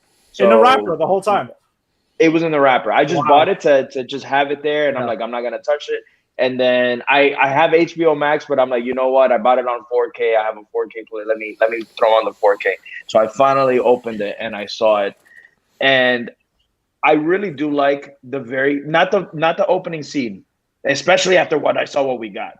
Yeah. But I like the beginning of the film. It isn't until they actually ultimately team up and they fight underground, just like Tony just mentioned.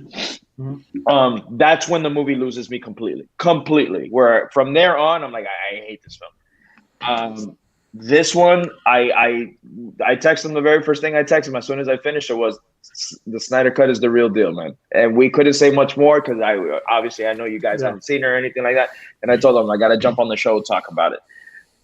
They unbitched Batman for me, which was one of my biggest complaints in the 2017 one, because he is the biggest bitch in 2017, where he's just getting slapped around left and right. And I'm like, that's not fucking Batman.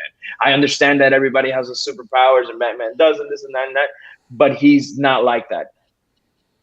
He was so great in this.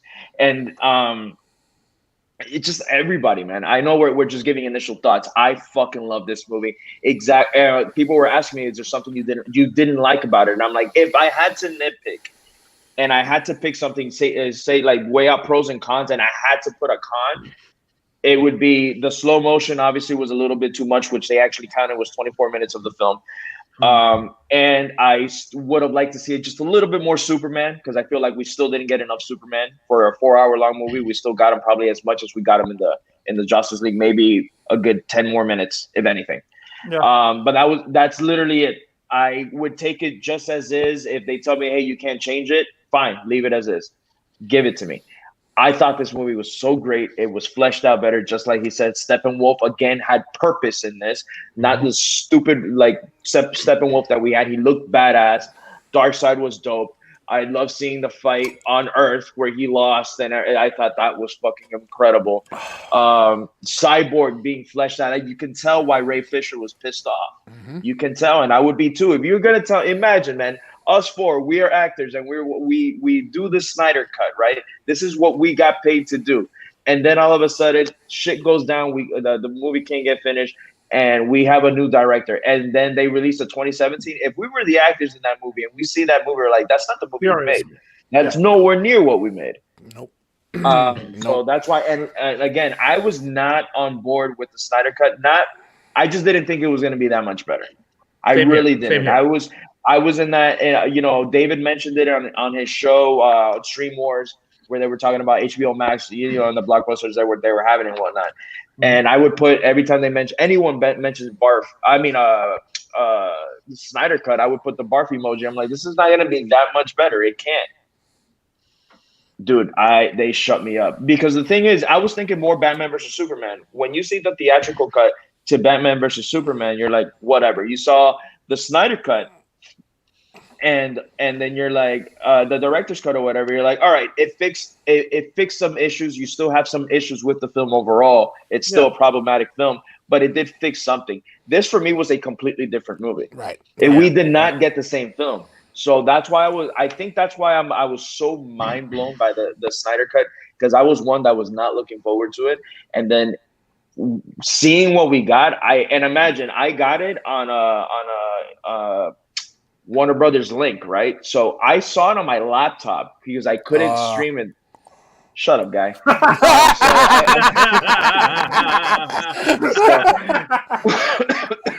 So I couldn't stream it to my big screen TV. It was locked. It was completely locked. They were it would play the audio, but it wouldn't play the actual movie. So I had to see the 4 hours the first time in my laptop, but I was like, I don't care, I'm watching it. That movie ended, and I started at like around 6 o'clock. It ended like around 10 or 10:30, around there. And I looked at my girlfriend and I was like, I want to see this movie again, like right now. Like I'd sit down, and then I was like doing the time, like I'm like 11, 12, 1, 2, 3. I'm like, no, fuck that, I gotta go to work. But the very next day, a buddy of mine, because I called him and I was like, dude, you gotta, I can't. I'm like, I don't know if my link expires. I know that it only stays on the laptop. I'm like, but you got to come over and watch it. He's like, there's no way that we can watch it on the big screen. I'm like, unless you got an Apple TV. That guy went to Best Buy, bought an Apple TV. He goes, this is the most He goes, this is the most expensive movie I've ever paid to watch. He goes, but I'm watching it early. So, and obviously we I cooked him some dinner. We started the movie. Movie ended, and he was just same thing. He was like, why would they cut so much of this film? Why would they do that? What were they thinking? Wow. So, throwing it back to you guys, whatever. He let me keep the Apple TV, so it was a win-win for me. Nice. He's like, hey man, if you get any screeners now, you don't have to watch them on your laptop. But he told me, man, he was like, it's mind-blowing how much they cut from this film. And he goes, who said that? Even dumb little fucking lines, like the whole lasso of truth moment with Aquaman, that cringy ass shit. I'm so glad they cut that out. Like there was, the whole Flash in the prison scene thing. Like I'm like, oh, all right, I get that. You can tell like little touches that were in there where you're like, and then you can tell watching the 2017, you're like, that's Snyder, that's Joss Whedon, this is Snyder. Like you can tell who was what.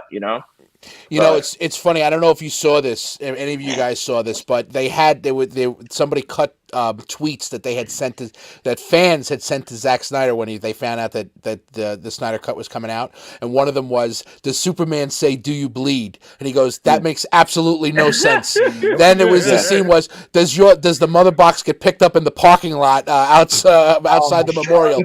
He's like, "What the fuck are you talking about?"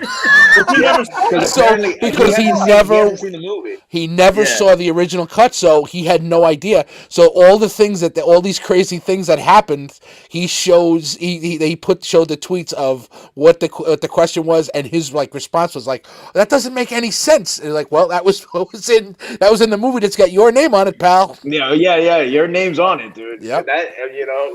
No, now I feel like WB should just scratch it off and be like the Justice League. Just call it Justice League. That's what we're all calling it anyway. But I knew this was going to be a big topic on Pop Culture Pros because a lot of us love comic book movies and stuff. So I'm going to welcome a buddy that joined us in our last episode while we did Birds of Prey and Justice League. We got the Kryptonian sympathizer, Tim Tabala. Why am I not surprised with this man did? Wow.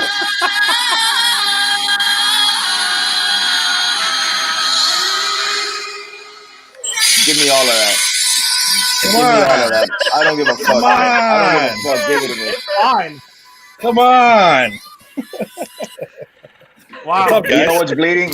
Bleeding? My goddamn ears are bleeding. Everyone's joining in, by the way. Bird's hyped up now that he heard the Wonder Woman new people sing and stuff like that. Ancient I thought eventually this was gonna happen. Just everybody from fucking Pop Culture Pros is gonna pop up, because when we had that chat and we're like, Snyder cut, we all have to discuss this shit, dude. It's done. Oh, that was it. That was all he came to do. Come on, drop the music and leave. His work here is done. That's hilarious. By the way, whoever's watching, Kyle, you guys want to jump on, knock yourself out, man. Just join us. So my overall thoughts is Zack Snyder's Justice League. Honestly, to me, comparing the two movies is almost like a masterclass in the importance of context in film, editing in film, and like what a score can do for a film. Yep. Like that's really what we want to use as a comparison. That's really what it is. I agree with everything you guys said, by the way. A lot of small lines and stuff were changed, and they changed scenes completely. Even the way it looked, it just played smoother. A 4-hour film played smoother than a 2-hour film. I mean, that's a pretty big statement there to tell you how much was cut. And like Jada, what you were talking about is like I was a pretty big advocate for the Snyder cut. Once I heard Zack Snyder say, "No, I know you've been defending the fuck out of it, bro." I know you have. Yeah, but I think it was for legit reason. Once I heard this dude say, "Yo, there's only 20% of my footage that was used in a theatrical cut," I was like, "Wait, excuse me, what? 20% of that movie was yours?" And I honestly thought he was talking shit. I'm not gonna lie to you, man. I thought he was, I thought he was one of those like we were never gonna see it. And he was like, hey, you know what, man? You guys didn't see the real version, and it's it's never gonna, because we heard we was never gonna see the light of day. I didn't even think it existed, to be completely honest with you. Even the only time that I was like, maybe, is when the actors were hashtagging it, like release the Snyder cut, and I was like, all right, they're not. I'm like, I know that people back up, like a football player backs their coach and all that stuff, which is the obviously analogy I'm trying to use. But I'm like, I don't think they'd say release the Snyder cut if it didn't exist. So I'm like, maybe they do have something. Did I think it was a 4-hour fucking long movie? Absolutely not. No, but I didn't think so either. Yeah, Tim is back. There he is. That's what happens. Yeah, no, I was going ahead, and once I heard they only used 20% of his footage. And then when I heard it was going to be 4 hours and just starting to piece it together of kind of all the facts we were getting, like you said, all the actors were up in arms about it, and they were supporting the release the Snyder Cut movement. I'm like, all right, honestly, when there's a lot of smoke, there's got to be fire at some point. So we got to be getting something. That's why I was pretty confident what we were getting was going to be something completely different. And I loved it. I just watched it again right before we went on. So I had to squeeze in a second viewing of it. I watched it on Thursday morning, saw it, and I know I messaged with Jada right after. The second I saw it, and I was hyped. And then I was like, I got to see it one more time to properly place it, because afterwards we're going to rank it in our DCU rankings to see where exactly it fits. And I kind of like to want to see something more than once after the fanboy version. Of course, we don't see the same thing happened with me. Same thing happened with me. I like boasted about it the first time, and then the very next day I'm like, okay, I'm going to see it now. I already know what's going to happen. Let me see it. But I still feel very strong about it, man. I really, really, really like this movie. Yeah. So, Tim, what are your overall thoughts of Zack Snyder's Justice League? Well, first of all, I'll apologize because the Wi-Fi is on a new level of cutting me off. Oh, shit. Hopefully, I'll be getting it fixed next week because I'll be on vacation. So I'm going to make those motherfuckers come out here and fix it. So that's number one. So if I keep dropping out, I apologize. But I had to do that Wonder Woman thing. It made me. I've been waiting to do that all fucking day. I'll tell you that right now. And look at Dave. See, this is it. Look at Dave. Hit him with the facts, Tim. Why does everyone assume I'm going to hate this movie? I go on one little rant about Wonder Woman 84, and all of a sudden I'm the bad guy. I mean, come on now. No. You weren't the only one to go off. You've been going on a DCEU rant, dude. I'm not. True. I'm not a biggest fan of the overall film. That's true. But I'm not like this fucking crazy hater guy. Come on, give me some credit. Tim, you got to give us You got to give us credit though for maybe why we might assume you wouldn't like it. I'll give you credit. I jumped the gun. This is a completely different movie, though. It's a completely different movie. It is a completely different movie. It's not the same piece of shit that we saw originally. And I watched this movie on my phone at work. I said, I can't wait. Oh, it's gone. Right on cue, Dave. As soon as we're going to get the good stuff, he drops out. What a fucking cock tease. This guy. He's playing this shit where he's like, I'm not going to give in. I'm just gonna give the tip. That's it. Like, come on, man. All right. Well, we'll get back to Tim when we can. If you're listening to this on the audio version, I apologize. You can't fully see what the hell's going on here. But this is a must-watch show. This is not a listen show. You got to watch this one. Dude. Yeah, I agree. So I think the strengths of some of the strengths, I'll throw some out there. You guys jump into and see if you agree with it. You want to elaborate on it. The opening scene that Jada brought up. The opening scene here was incredible. Like 10 minutes long. 10 minutes long. No, and again, we all agree. It's a long damn movie, right? Like we're not doing that. I'm on my phone now. Let's hope this works better. How's the phone better? Yeah. I don't know, but his lips are matching the audio, so that's good. Exactly. All right, Tim, before we get into strengths and weaknesses, go ahead. Hit us with the rest of your overall thoughts. No, I enjoyed it very much. They fixed a lot of you guys said it all already. They can fix a lot of nonsense. Superman, I thought was fantastic. Superman way more than the end of Justice League Superman. He was pissed and he was beating the shit out of Steppenwolf, and I loved every second of it. Matter of fact, that ending fight was so violent. I was like, "Holy shit! I can't believe they got away with that." These are your friendly little superheroes that we all know. They kicked the living shit out of Steppenwolf in that last scene, and that was fantastic. I enjoyed it very much. I'm still not sold on Ezra Miller either. I know you've been going on about that with a couple people on the chats and stuff. Well, mainly Richie. but he was a lot better in this one too. They used him properly. I feel like they used him very properly. They took the awkward, goofy shit out, and they just made him like a kid. They made him like a prankster. Yeah. A little He's bit. like the Spider-Man of Thank the you. DC. Yes, right now. yes, exactly. Jada, Whereas my before, he was like the pedophile Spider-Man from before because he had all of the creepy, weird shit with the. I'm so glad that they fixed that because that the part of it was not good. Yeah, even with when they started bringing Superman's body into the ship, I was like, "Fuck!" I was hoping they were going to cut this out and figure out another way to bring him back. But I love the fact that at the last second, Cyborg was like, "Oh shit, we can't do this. We got to stop." It wasn't. Yeah, it wasn't Yes. It wasn't Wonder Woman, and you get the nightmare shit. And that I'm like, one little thing was like, "That's fucking great," because you added to it. You realized what a mistake this could possibly be, so that made that scene a whole lot better. So I accepted that stupid scene. Tim, I thought of you when that scene came up. I'm not joking. I thought of you immediately, and I was like, I wonder. Oh, wait, it makes sense now. It makes sense because they added something called context. So now that you okay, now we understand why this is not a good idea. It was added. It was perfect. It was exactly what you needed in that scene. Yeah, and so if you watch the chats, a lot of people played Zack Snyder bingo.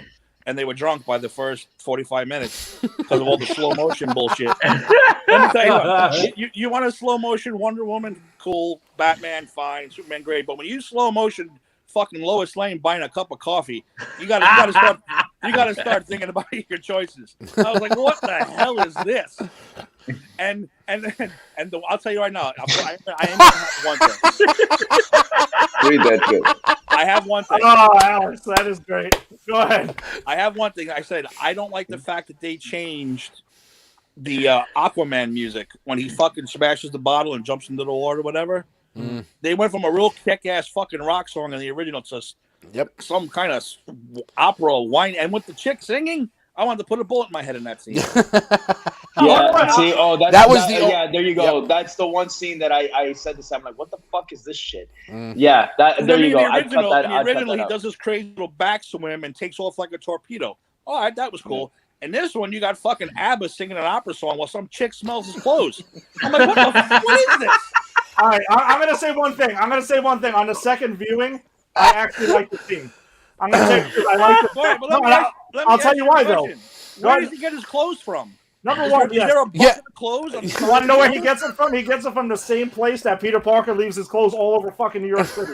You're just going to have to accept it and move on. The same way Cap Field flies around, same thing, man. But why does he wear pants? You ever think about that? He throws shirts away like there's no tomorrow. He wears his good shirts, man. You want to see Aqua Jump? Here's the thing. Tim, why does the Hulk wear pants? And you ever why does the Hulk always wear purple pants? Same reason. You ever swim in pants? Here's the thing. What about the boots? What about the boots? He's got on Atlantis either. So it's write it off. Jason Momoa is hot, and it brings the ladies and some men to the seats when he takes his shirt off, and there it is. It would probably not bring as many people if he was, full naked. That might detract some people, so it's a nice compromise. Yes. Like I said, I'm nitpicking at that part, but yeah, go ahead. The blonde singing drove me nuts.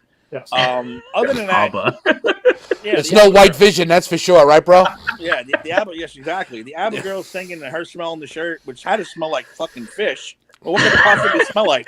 Well, and what Mira, doesn't she make a comment about that in Aquaman? She's like, he smells better than you, and he smells himself, and he's like, ugh. Yeah. So he can't smell good. Yeah. As I say, here he is taking off all his clothes and throwing them, but when he comes out of the war, he's got full clothing on. Well, where are you getting these clothes from, dude? I don't get it. But other than that, like I said, I enjoyed it a lot. They fixed a lot of shit from the original version that really helped this movie move along. And I think you mentioned it too, how it wouldn't have been 4 hours if they would have done it right and fleshed out these characters before you had the Justice League movie. Kind of like I said, I'm not comparing it to Marvel. Marvel, they did that. They fleshed out the characters and then had the Avengers. Right. They didn't do that with this universe. They rushed to Justice League. So now you had to take 4 hours to flush all these characters out, but it did work. It worked a lot. How it became a cyborg? They got really lucky. It worked, actually. They got really lucky. It worked. Very lucky. Yeah. Actually, Tim, I got to admit though, when we watched Justice League the other week, my big thing with that is, how is this not a cyborg movie? Because I actually think that he was the natural choice to be the lead in it, because he's the one who's literally part mother box. Yeah, true. Yeah. And in this movie, we got that. He's the heart of the movie, essentially. True. Honestly, we get his origin. We get it. He's the heart of it. We get his whole relationship with his father is much deeper in this version. And so much Joe I love Morton. just seeing him play football. Even Morton. That small touch that I had seen in the original trailer, right? Where I saw him, I'm like, all right, you're going to get Victor Stone. You're going to see some football. I'm like, this is really dope. And then I saw it. I'm like, where the fuck are half these scenes? Yeah. Excuse me. But, Go ahead. Oh, no, I was going to say, other things that they brought back from that original trailer was that line that Cyborg's talking to Batman, and Cyborg asks him, like, hey, I always thought you were, no, I didn't think you were real. And he's like, I'm real when it needs to be. When it's convenient. That's a great line. It was a great line. I don't know why they would cut something like that out. That's a great line. There's no reason to cut it out. Yeah. But that's what they did. They when they let Joss Whedon loose on this thing, they just said, oh, cut what you don't like and whatever. The lines that he cut out were 1,000 times better than the bullshit that he put in its place. And the other line that they cut was from if you remember the original trailer, when he's talking to Wonder Woman and she's asking like, hey, what did he say, referring to Aquaman? He's like, oh, maybe what was it, more no or more yes or something like that, or is like more no than more yeah. And it's like no. More no. Yeah, he said no. Okay, and then they just move on. That's another like lighthearted thing. But let's get what is going on. Why? I don't even know what the heck is going. I think that's actually Kyle trying to set up his thing. Whatever. We got red now. All right, we're red. Oh, wait a second. Is he joining us? I think Kyle might. Wait, there he is. Yeah. I sent him the invite. There he is. Six-man battle. Oh my God. What's going on? What's going on, Kyle? This is like a Royal Rumble now. This shit is awesome. Who's next? Yeah. 3 minutes. Who's next? Damn it. Get Faraci. He's next. He'll be the 7th man in. Well, before we get into it, though, Kyle, what were your overall thoughts of Zack Snyder's Justice League? All right, we need to chill out about this movie, guys. Like, it's fine. Like, it's the same Kick him movie. the fuck out. Yeah, that's fine. Kick him the fuck out. I regret it. Shut up, bro. It's the same movie, guys. I mean, come on. Like, it's good. I had a good time with it. But it's 4 hours, and would we really be hyping this thing up as much if we had got the original? If this was the original cut? Absolutely. Yeah, I think so. I would. I think so. I absolutely agree. I think what would have happened is we would have got a Kill Bill situation where they would have cut it up into Volume 1 and Volume 2. It was down. There's no question. I think that obviously he added the prologue, right, which is the nightmare scene. He added that on because he wanted to have the scene between the Joker and Batman. So that was 18 and a half minutes or 19 minutes long just for that. So you take that off the top. Now you're into threes, and then there's plenty that he could have done to cut it down to Yeah, to a 3-hour movie. But I would have been just as excited if I didn't get that piece of shit that we watched the first time. That's for sure. I'm kind of with you on that. I think our sweet spot is somewhere in between the Whedon cut and the Snyder's cut at about like 2 hours and 45 minutes. I think that's our sweet spot. Because even though I like getting all the character development and stuff like that, you can trim out a lot of it. Like Martian Manhunter, we don't need him at all. That scene is ridiculous and made me pissed off at Martian Manhunter. Like, where was your ass when the world was ending 3 times? Well, actually, that's a really fair point. Well, actually, he added that part. It wasn't supposed to be the Martian Manhunter scene was only supposed to be the scene when it was with when the mother went to go see Lois. Mm-hmm. The scene at the end was supposed to be Jon Stewart.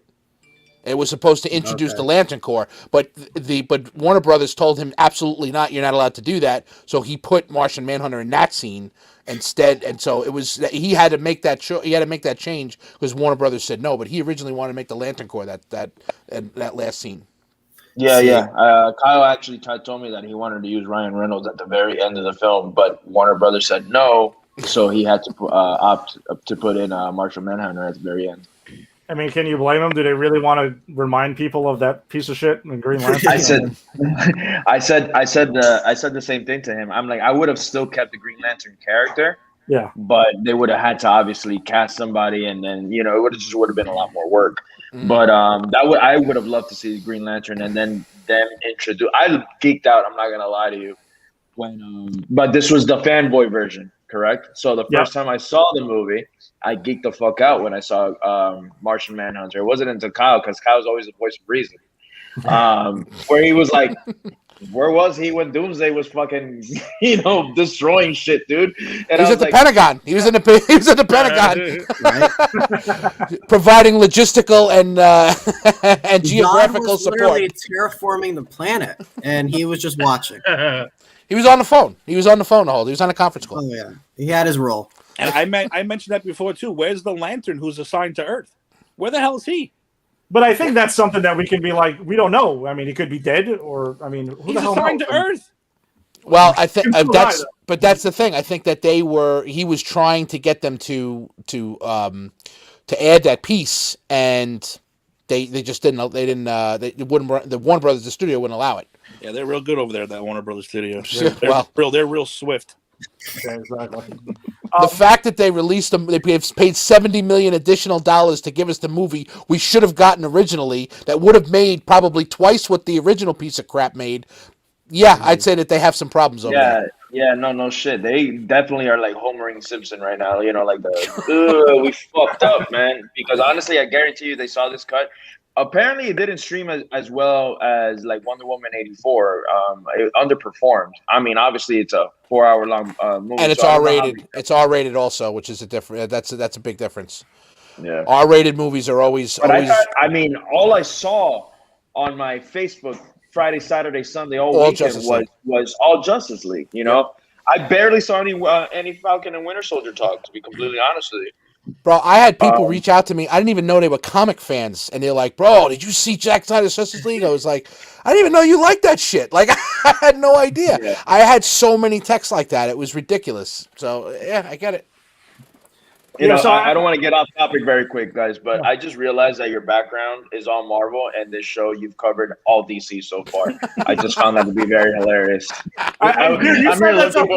You're the one labeling us as a DC show, and we're really not. I mean, we're trying to be down the middle, man. We're really trying. I couldn't find a DC background or mixture, so I just ran with what the hell I had. I mean, whatever. We're getting overloaded with DC right now. Yeah, exactly. So, you guys want to talk any Easter eggs that you guys saw? I got a couple. I mean, go ahead, hit us. Did you see the Linda Reed? Even though the name is not going to mean shit to a lot of people, but when I saw her name, and I'm like, man, that sounds familiar. I didn't get it right away, to be completely honest with you. But when I saw her name in the ATM, I'm like, this has to be somebody. I'm like, I know it's somebody. I've heard this name before, and it ended up being Girl Archer. Which I don't think they're going to use. I think that was just thrown in there just for the sake of throwing names. I don't think they're going to do anything with the character. But it was pretty cool. I'm like, I don't even know because I never finished Green Arrow, the Green Arrow show. I only saw like the first 3 seasons. It never comes up. It never comes up, right? Nope.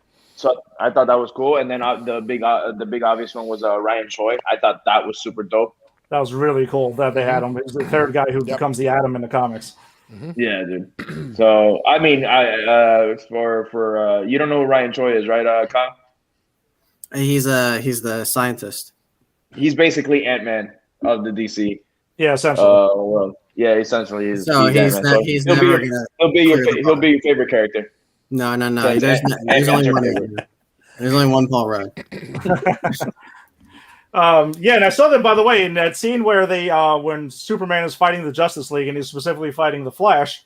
We do see there's a Ben Parker name that's thrown in there of people who died in the Battle of Metropolis and Man of Steel. That was cool. Obviously not going anywhere. People get wild and start talking about multiverses and crossovers and all this other crazy shit.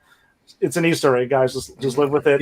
That's all. That's my thing with this movie is like the teasers at the end. I don't like them that much because I know that we're never going to get any payoff from it.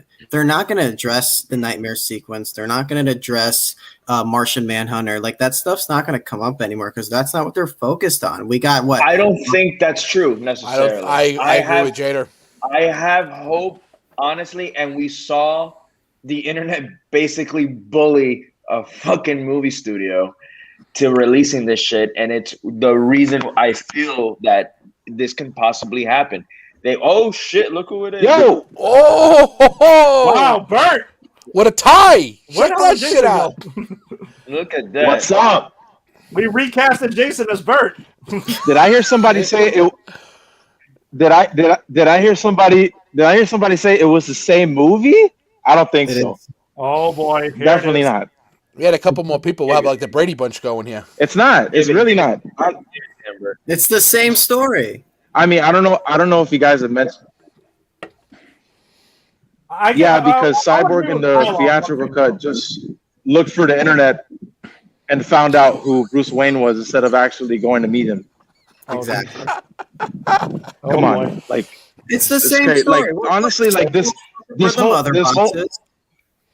I mean, come on. He's looking for the mother boxes. He gets them while Batman's assembling the team. He gets the team together. They resurrect Superman, and they go to Russia.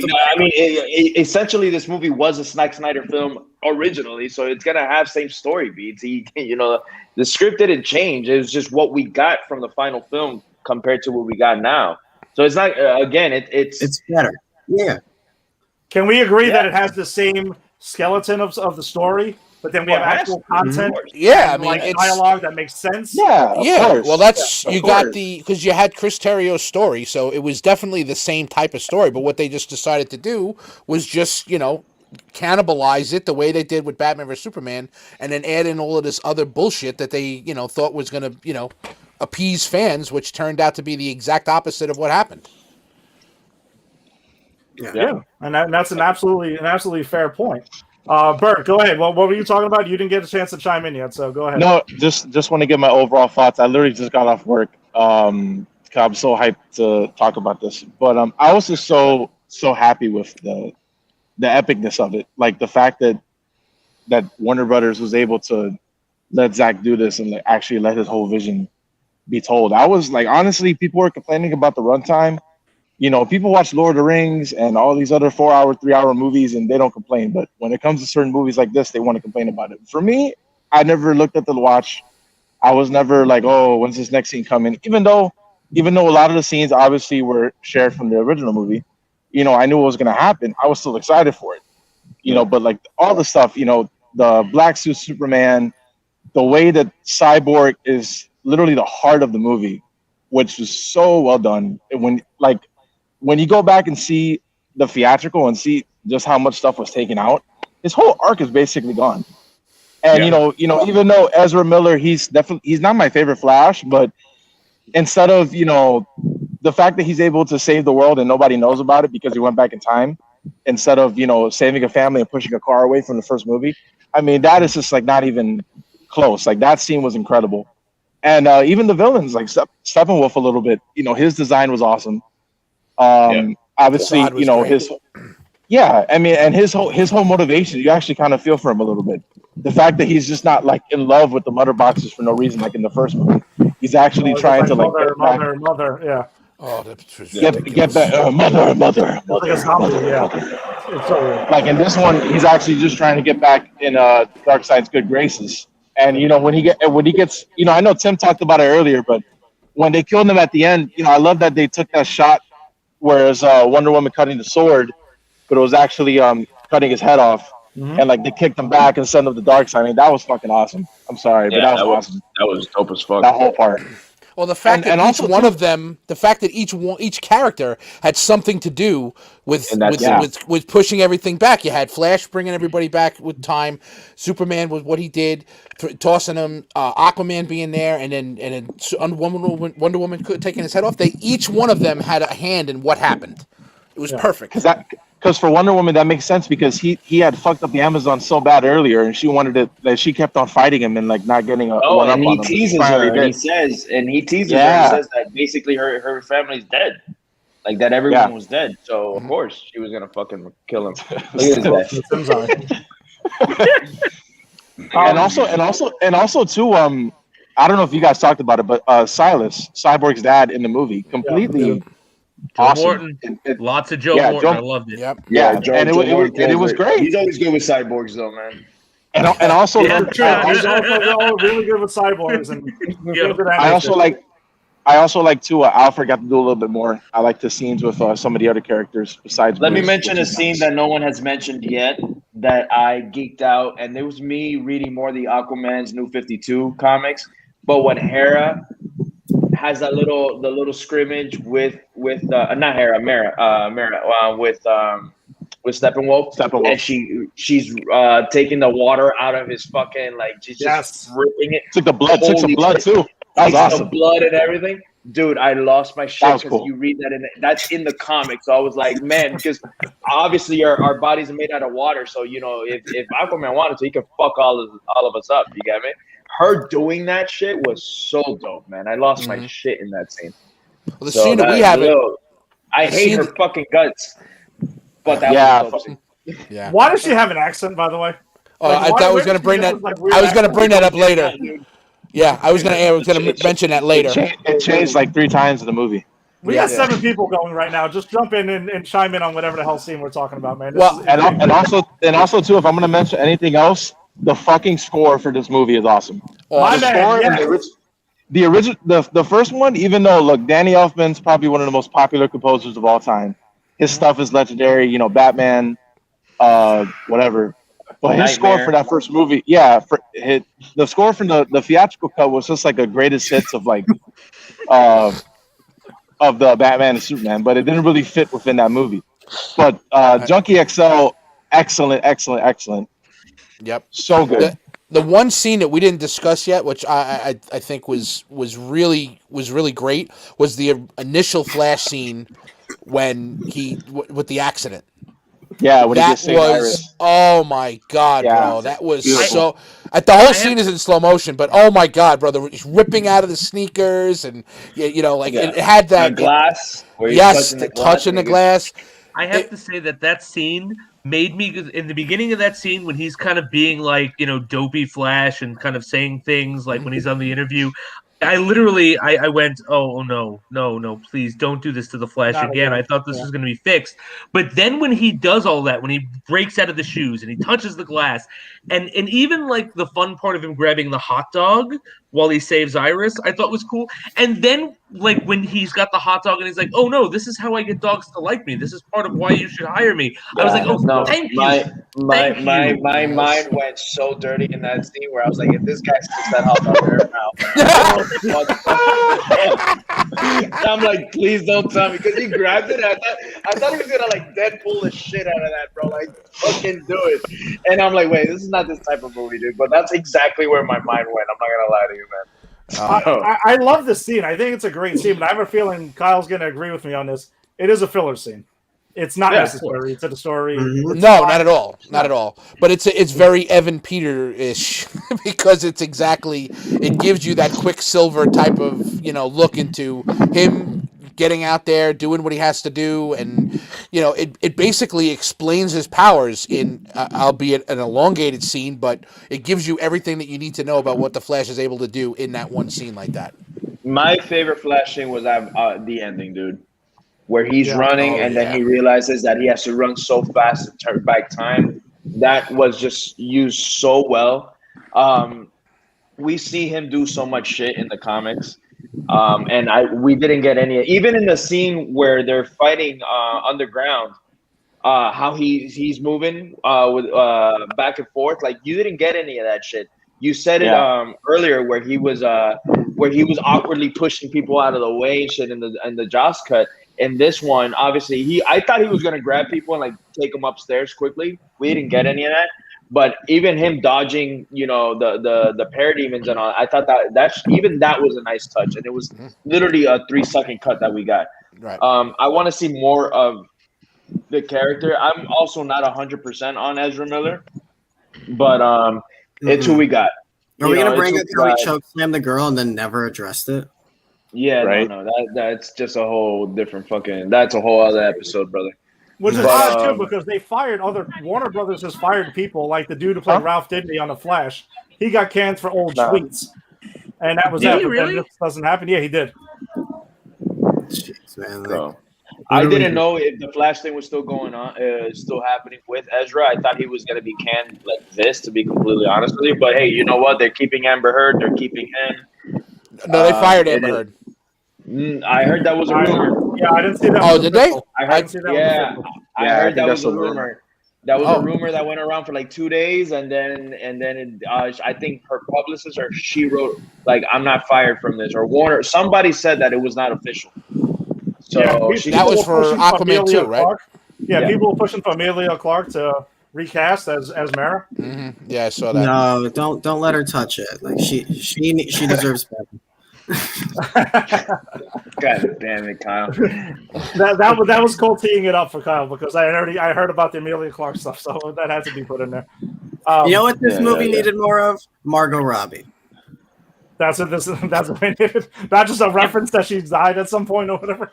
Yeah, she's dead. Which is stupid. Like, we're gonna kill off the part that people like it from Suicide Squad, right? It'll work. It's not like it's gonna be like another Infinity War where obviously they're going back and they're gonna fix it because they still have Flash to be able to do that shit. So I'm telling you, we're not getting this movie. You're not gonna get this nightmare sequence thing.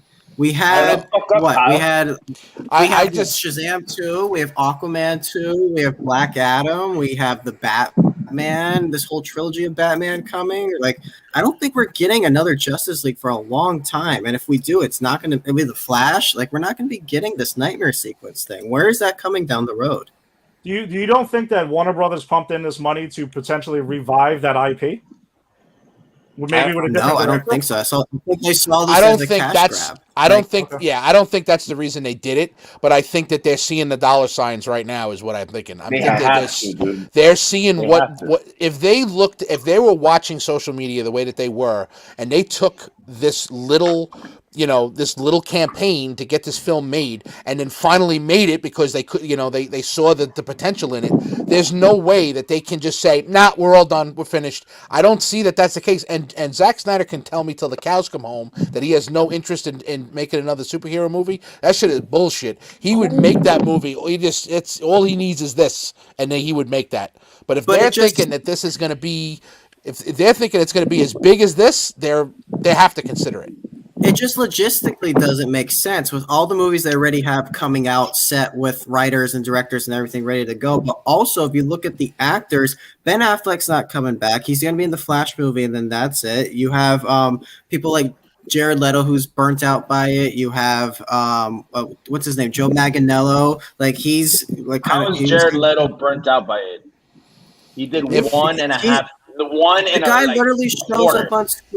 He shows up on screen and people immediately just have to point out how he's the worst Joker ever. Like he's got to get burnt out on it, right? Everybody. No, I think everyone. But again, that's given what he got with the haircut, which I admit he fucking sucked. I'm sorry, he sucked. But guess what? That 8-minute scene or less that we got with him, I was like, there you go. Where was this guy? But it was what was given to him. It was the material that was given to him. And I guarantee you, a lot of people will tell you, hey, I'll take Nightmare Scene Joker over fucking Suicide Squad Joker any day. Absolutely. You know, and Yeah, if you again, bro, it's all about word of mouth. Of course, he's here. He's tired of hearing how much he stuck to Suicide Squad because he fucking did. If everybody tells him, goes to Jared Leto's head right now, and be like, "Hey, you were fucking great in that fucking 8 minutes of Snyder cut," he'll probably reconsider it. That's just how I feel. Like, you know, it's. And it seems like everyone's been reinvigorated by the fact that they got to come back and reshoot some of these scenes. And, you know, Manganiello has said that he still wants to play Deathstroke. And, you know, Leto was more than happy to come back and do the Joker scene the way he did. So even what's it called? Even Affleck had said after the original Justice League, he was done completely. Now he signed up to do Flash. He came back to do the reshoots for Zack Snyder's Justice League. You know, I mean, and going to your point that yes, with everything that they have going on, it doesn't really make any sense. But I just will throw this into one thing. This is Warner Brothers in DC.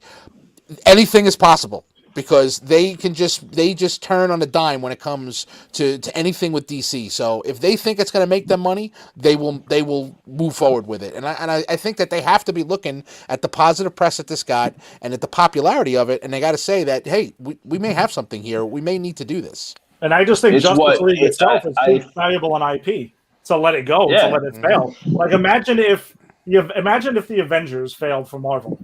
Like what they would have had to do to try to like save the franchise, because that would have crashed the MCU right there. And I think with Zack Snyder's Justice League, by the reaction that it's getting from everyone, it seems like it's overwhelmingly positive. So they got to reconsider. Yeah, no, it is, and it's one of the highest rated DC films right now. Yep. Yeah, there was a 97% fan score, and he I think it was those are the Snyder. I agree. No, that's I take that with a grain of salt. Yeah, it's probably somewhere between 75 and 90 something. So let's say 85 or 80, whatever you want to call it. It's probably somewhere, you know, the real score will probably be somewhere in the middle. It's solid, man. I feel like honestly, like even rating it, man, it's one of the it's definitely in the top 4 for me. Of the DCU. It'll be pretty hard for me to rank because now I'm just happy that there's now like given the DCU films that we got, I feel like we have more positives than negatives now with this cut, you know, and you know, again, we're all in this show because, you guys started this show because you're comic book fans, man, and you don't want fucking these movies to fail. We shit on them because we care. Exactly. Right. You know, like that's exactly why these movies get the shit end of the fucking stick. But just seeing when one works, this is probably why everybody's like, because no one had hope for this film and no one thought that this movie was going to be that much better than what it is. That's probably why we're praising it. You know, Kyle sucks, so whatever. He doesn't know shit. Oh man, nobody thought it existed. And then exactly. So that's probably why I'm also again like I was like Kyle, or like the fucking Snyder cut doesn't exist. Stop it. We got a bad Justice League movie. That's just that's life. It is what it is. And now that we have one, I'm like, fuck yeah. Like no, this could revamp. And if Warner, it'd be a fucking mistake if they don't go. It'd be a mistake if they don't go for it. Because look, so. Obviously. I think this is it. Like I really think they're done with Snyder. Like they don't want to touch this anymore. But people, do you think they're done like with fans Snyder? Got what they wanted. Well, Kyle, do you think when you say they're done with Snyder, which I agree with you, I don't think Zack Snyder's directing another DCU movie, but do you think maybe they bring in another director for a Justice League sequel?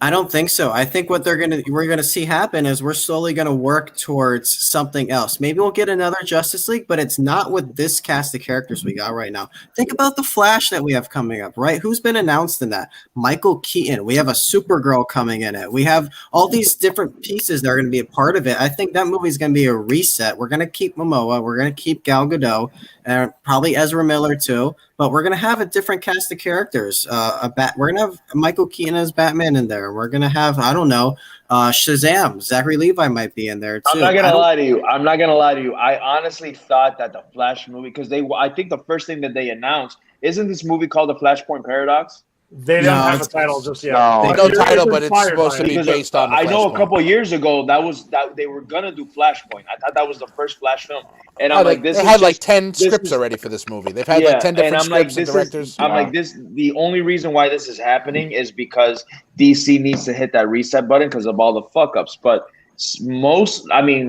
Wonder Woman 84 aside, prior to that, like they've been getting some hits. You know, they've been getting on base at least. You know, DC needs a Kevin Feige. That's what they need. They need someone at the helm who's going to be controlling and making sure all of this has a plan and we know what we're doing. Because we don't. Warner Brothers has been doing this since the beginning. They're just throwing stuff at the wall and seeing what sticks and going from there. Well, like they just tried to do that with Jeff Johns. That was their guy. He was going to be their Kevin Feige. That didn't work. Yeah. No, and he's got lawsuits against him because of Ray Fisher. You know, like it's kind of a mess right now, and I feel like they're just trying to stay away from that as much as possible. Like when they just announced a Superman movie, there's apparently a third Wonder Woman movie coming. There's a third Harley Quinn movie coming. Like all this stuff's in line. Where are they going to squeeze in Justice League? I think, and if anything, it's at least 7-8 years down the road, and it won't have anything to do with what we just saw. I mean, you could be 100% right. I know, but you're right though, Kyle. Like we've been talking about it on this show for a while. That's what the DCU really needs is a Kevin Feige, one guiding hand to pretty much say, hey, listen, this is what we're mapping out. This is what we need to follow, and that's it. I mean, I think at DC Fandom last year, though, they did talk about Jim Lee essentially overseeing TV and overseeing the films as well and treating it all as one multiverse now, and they're trying to go with the DC approach because with DC Comics, what separates them from Marvel is the fact that their multiverse is their bread and butter, and they're trying to lean into it, and hopefully the mainstream audience can buy into it and jump on board. But, I mean, who knows? One film that this movie does tease the hell out of in the one scene between Lex Luthor and Deathstroke is the Batman solo movie that we never got. That was supposed to be Ben Affleck's. That setup was perfect. Yes. And I watched that scene. And I watched the movie with some friends, and I turned to them, and I was like, I want the Batman movie this is setting up. And I know I'm never going to get it because I want it with Ben Affleck as too, and I want it with Salty Alfred, Jeremy Irons. Like, I want that Batman movie more than I want Nightmare Justice League, to be honest with you. Absolutely. I'm more on Kyle's end with this Batman film since they already have the Patterson thing. It wrapped already, you know. Oh, it's not going to happen. I feel like the Affleck movie was going to have Deathstroke, but he also teased that they were going to grab the Riddler in the film, which is what we're getting with the Patterson film, with the Matt Reeves film. Yeah. But agreed. I think seeing Deathstroke on the big screen, because obviously we saw him in Arrow, but seeing what we got, that's what I wanted to. And they kind of gave like that Spider-Man Far From Home, where everybody knows that Peter Parker's Spider-Man. Not everybody, but you know, Deathstroke knows, a fucking hitman knows who the fuck you are. You know, like that. How shit awesome for me is that? Been, Deathstroke hunting Batman, knowing he's Bruce Wayne. That's so good. Oh my god! And just the thought of like the pure nerve of giving us a Batman movie where it's our first Batman movie in this universe with Deathstroke as the villain, and Deathstroke is not like someone like if you ask someone like Batman fans, okay, who would you want as your first Batman villain in this? Deathstroke wouldn't be there. So I really like the ambition of that, and I guess I'm really disappointed we're not going to get it. Never say never, bro. I always have hope. Well, I always have hope. You never know. It could be an HBO Max direct film. Who the hell knows? I mean, I'll take it. I'll take it. Ed, like you just said. So with this whole Zack Snyder thing, maybe not right now. Sorry. Maybe not right now. But I can see in a couple years Zack coming back and doing his own kind of Justice League kind of movie.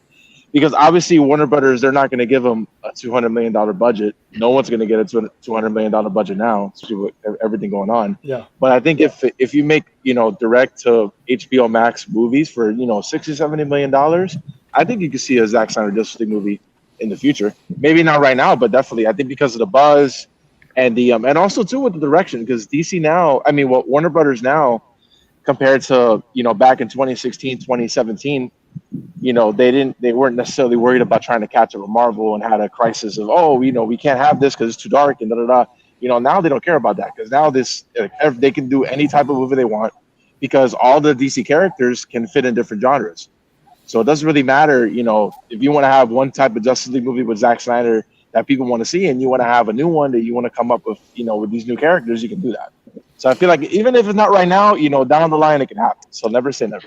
Yeah, and I think the anti-life equation setup that they have is just like Infinity War for Marvel. Is going to be that middle, shit goes completely awry, and then they're going to have to pick up the pieces again in the third film. So I mean, it's definitely they see that it works. They've seen that Marvel do something similar. They know that if you're going to do a trilogy like this, you have to have that second scene where the good guys do get their ass kicked. It's a good storyline. He set it up real nice for them. So even if he's not involved, they have a story where they can continue to go down this road if they wanted it. I mean, they showed it in the Vision, like when Darkseid used the fucking what's the beam? Potty mouth on this guy. Sorry, what's the boom tube? When Cyborg saw the vision of what happened when they brought back Superman. When Darkseid killed Aquaman, and when he touched Superman when Lois died, that whole scene was awesome too. Yeah, but we got to see Darkseid, kick ass a little bit, which is nice. Mm-hmm. Even though he didn't do anything in the final battle, him being there and seeing that and them kind of looking at him and sizing him up was chills. Well, that whole way they dispose of Steppenwolf at the end is pretty brutal, and this movie is R-rated, by the way.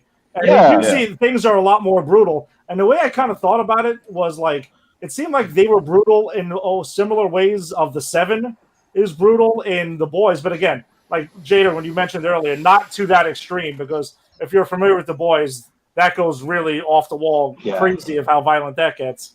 But superhero team based on them. I don't have milk around my house because of that show anymore. Oh wow!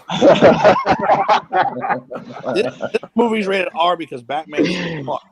Cyborg says Woman. Cyborg says fuck. Cyborg says fuck. Batman say fuck. There's a couple. Somebody else says Wonder Woman literally killed that guy in the beginning. Like his hat floated on the car. Like she was like, it's done. He's dead. Wonder Woman she didn't just kill that guy. She obliterated that guy into nothing. With just the hat was left. Am I right? Did you guys catch?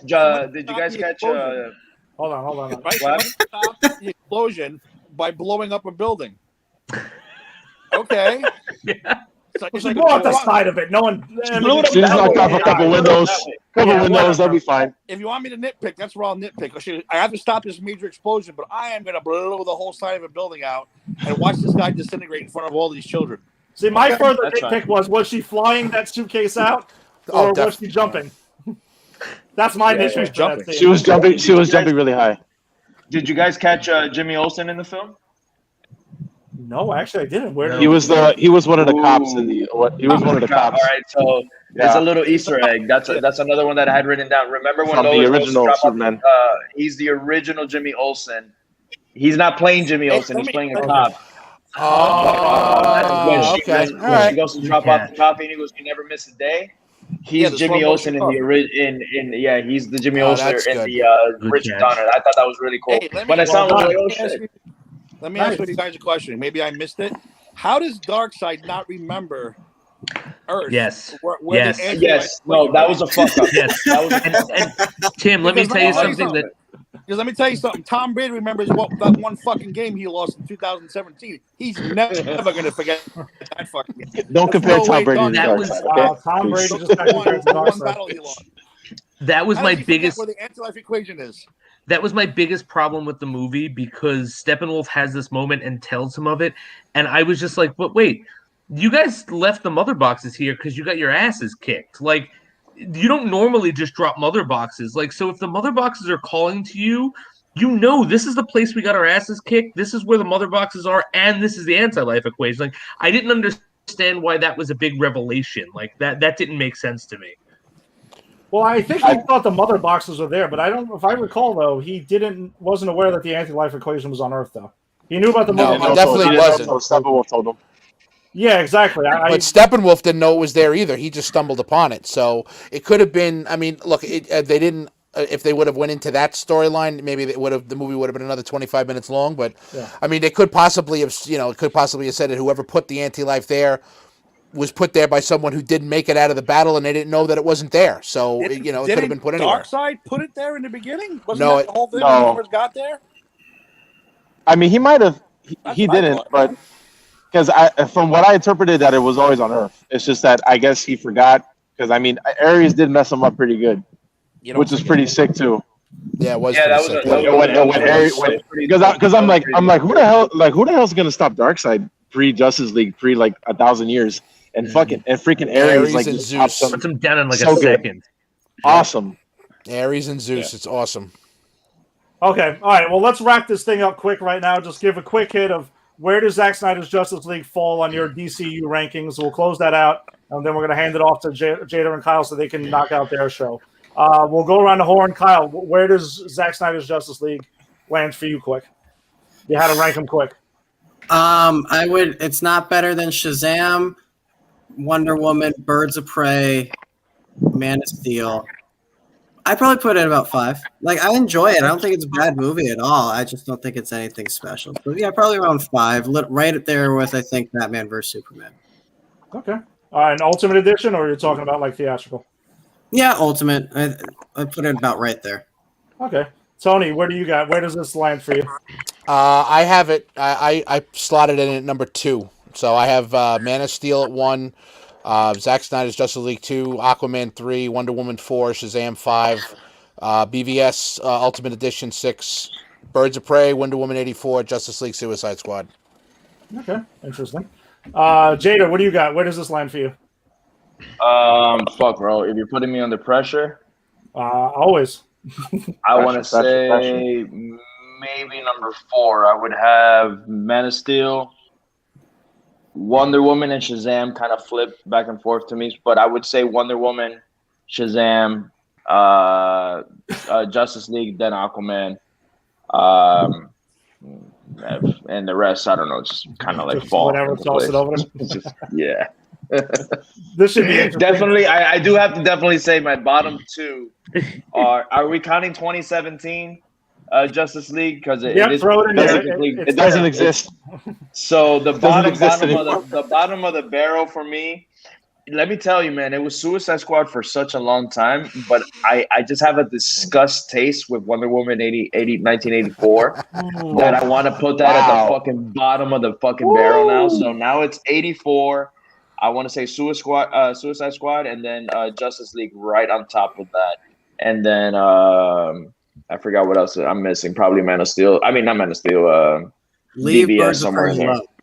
Oh, okay. All right. So Batman versus Superman, and then Birds of Prey under that.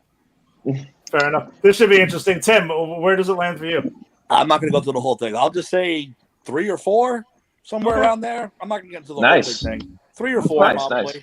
Nice. And real quick, I just want to say, again, nitpicking. There's no way they'd have one janitor clean that whole goddamn Star Labs. One mop. And one God! Never. Here it is. Never. It's that, you know what I'm saying? That scene drives me crazy. That scene actually makes me mad. You can have one guy cleaning that whole goddamn Star Labs and that spaceship. Never happened. Never happened. That's it. That's all I'm going to say. All right. Bert, where does it land for you? Same for Tim. I have to see it a couple more times, but it's top 3, top 4. Okay. Jason? Yeah. So I got it at 5. Wonder Woman, Birds of Prey, Shazam, Aquaman. They were my fixed 4. Then it comes in 5. And I just want to point out, Tony will appreciate this. Man of Steel has jumped a great deal because I had it lower, but I realized I was being unfair to it. I'd only seen it once, so Man of Steel comes in a very close 6 to Justice League Snyder Cut now. So again, I really liked it, but I do think the 4 that I mentioned, I still think are better films. The ones that are above it. For me personally, it lands at number 3. I got Shazam, Wonder Woman, Zack Snyder's Justice League, Man of Steel, Aquaman, Birds of Prey, probably Justice League, and then Wonder Woman 84, and then Suicide Squad, like somewhere at the bottom. I mean, the bottom's pretty bad, though. So it's pretty bad stuff. But listen, thanks everybody for joining in. This is a wild. We had 7 people going. Jader, Kyle, thank you so much for joining us. Tim, thanks for joining us. Jader, let's go get ready. Yeah, we got to go hand it off to them. So thanks for signing in. Catch all the shows on Pop Culture Pros throughout the week. A to Z, Just Too Sweet. Millennium Meltdown. All of the shows. I don't know. He jumped off. He's getting ready. He's like, I'm out. Exactly.